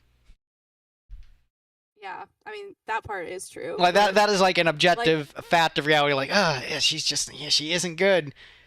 She is. The line about stealing other people's toys on the playground, while very funny, is also a bit horrifying when you remember that this is a human being she is talking about. It does go... It does go both ways. I don't think we should talk about... And again, I know she's like 20 years old, so she's also like not...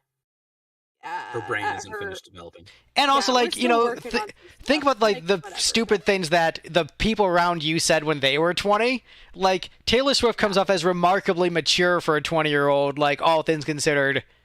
Like, there's a lot of stuff she says that's really stupid and dumb. But I mean, we all said stupid stuff when we were dumb, and we just didn't have the platform she did. I feel like all my friends were not like this. I don't feel like any of us were.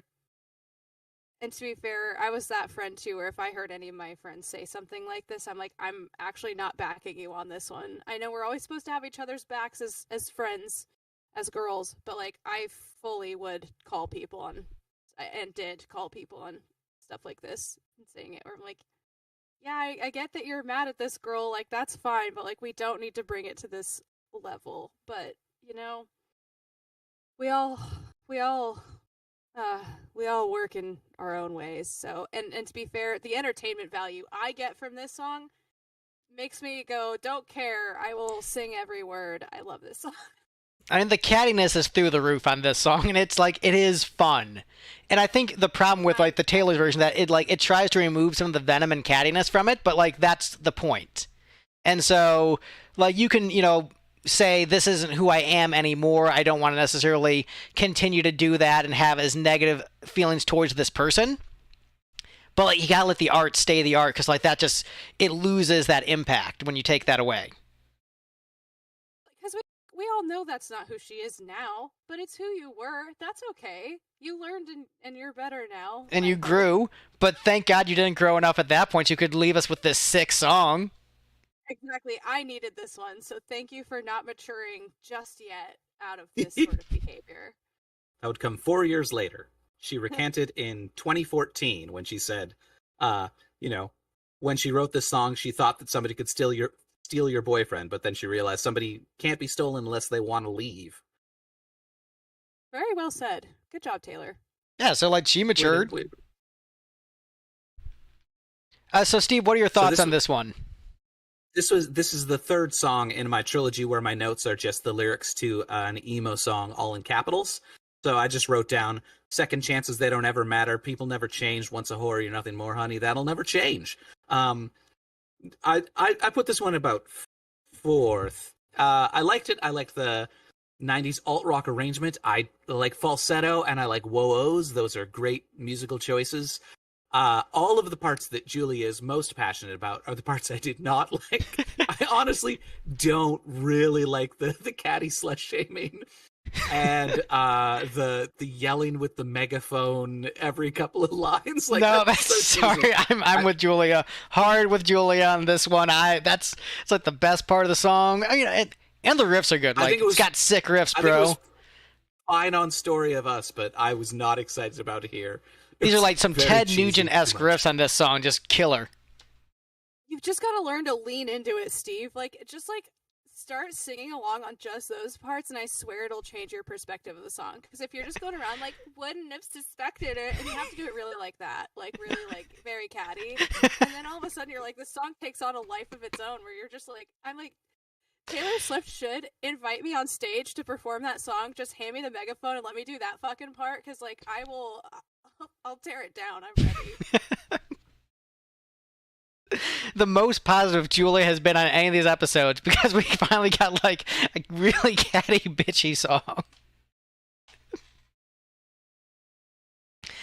And actually, this might be the most positive Julia has been on any of these episodes. I don't know if it's because Speak Now is the one she enjoyed the most. We'll get to that after we get to Mike's thoughts. But yeah, this is the most positive we've ever gotten from Julia. Mike, what are your thoughts on this song in particular? And ranking number one? Yeah, I mean, obviously it spoke to the rocker in me. I'm cool with number one because I had it at my number two.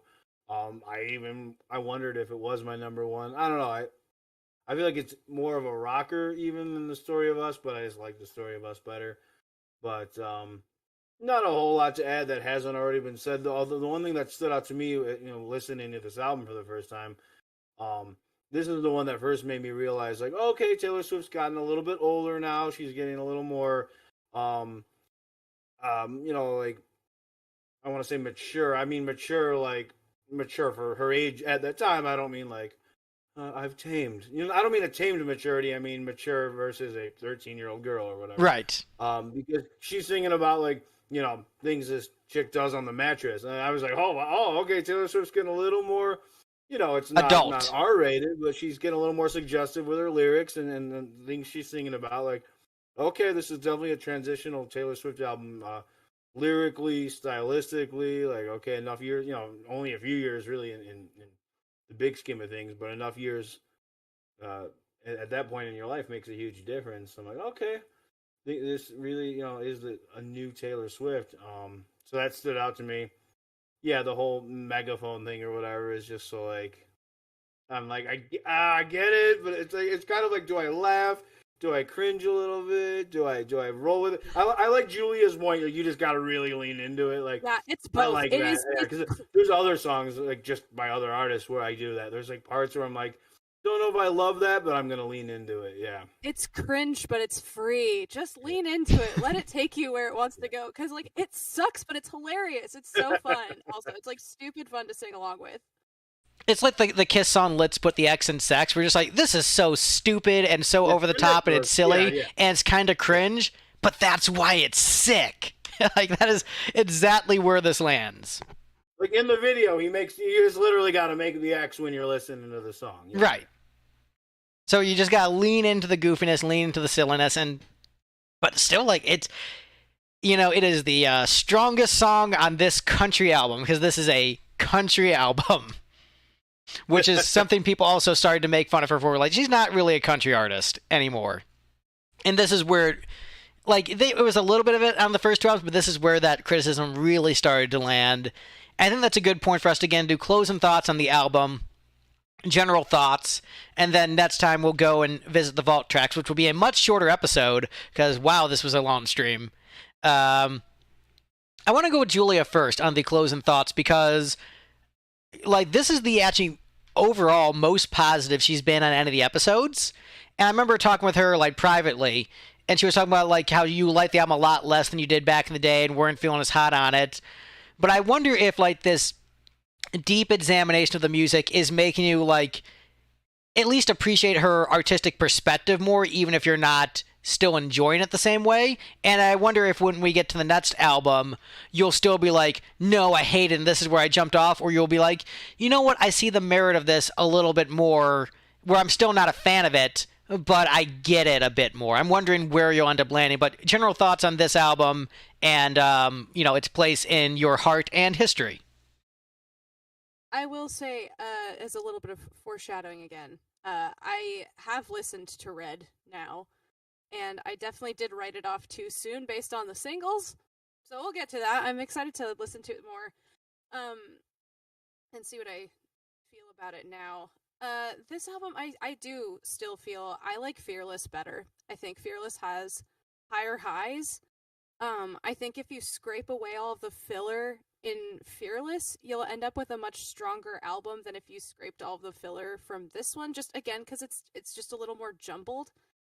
I do like that she's like playing around with different styles. She's trying a few different shoes on to see like, yeah, does any of this fit? I think again, it was the right move to be like, I think it's time to say goodbye to country music.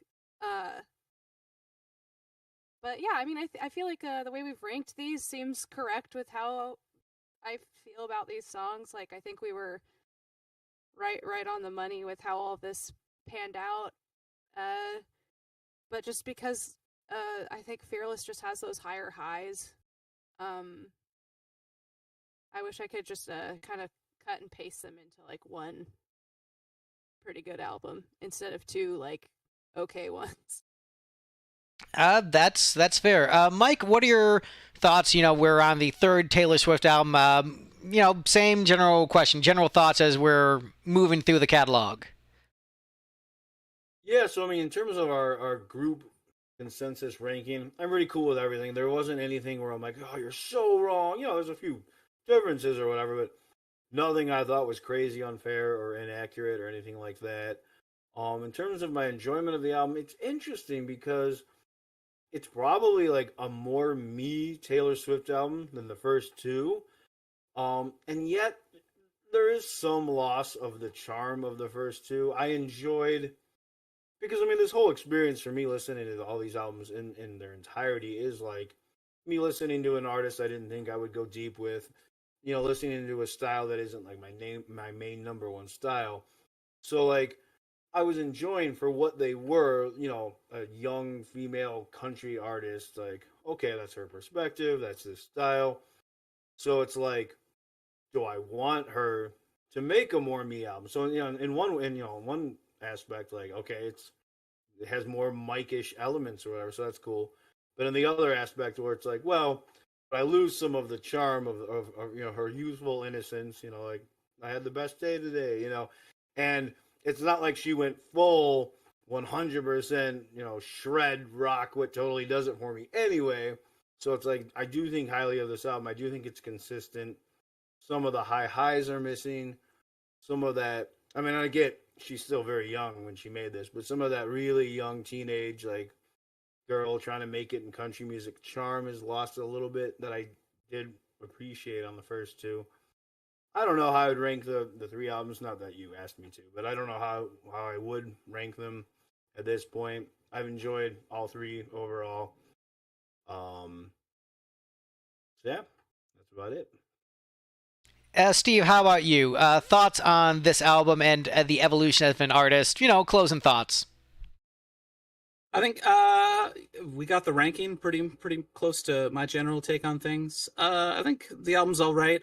It is nice to see her branching out, because just like that singer-songwriter teen pop country thing that she was doing before is just not something that I'm at all interested in. So hearing a couple rock songs on this album was kind of a pleasant surprise. I also do love that the songs that we ranked, most of the top 5 are the rock song. Right. We're all just like, Oh, doggo. Oh, there's a dog. Doggo. Popper. Oh. And with that, we're off track. And we're on. All right. I'll close out, and then we can end the stream. and we'll do plugs.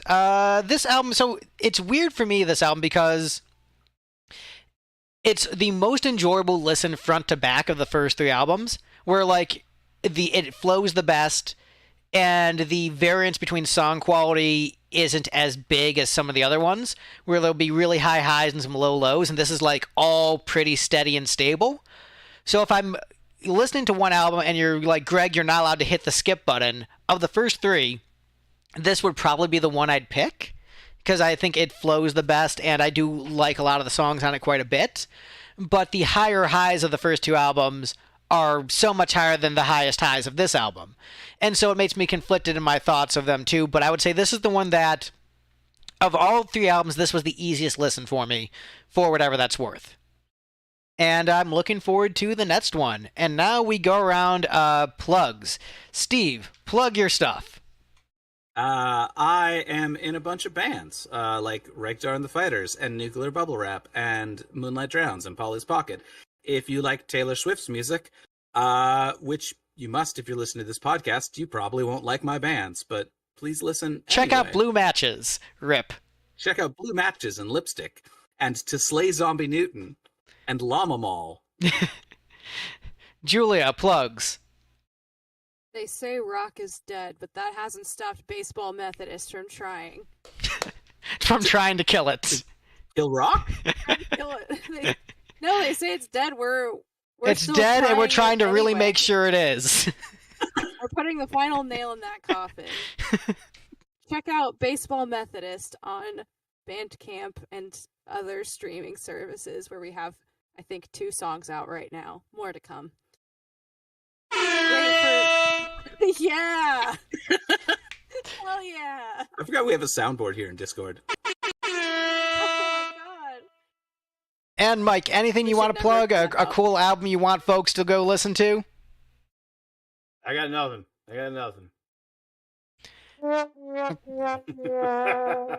All right, well, we've been streaming for many hours, so I am stopping the stream. Bye, Internet. Hi, Internet. Take care, everyone. See you next time. Hope you guys have a good rest of your weekend. Yeah, you You too. Julia, how much sweet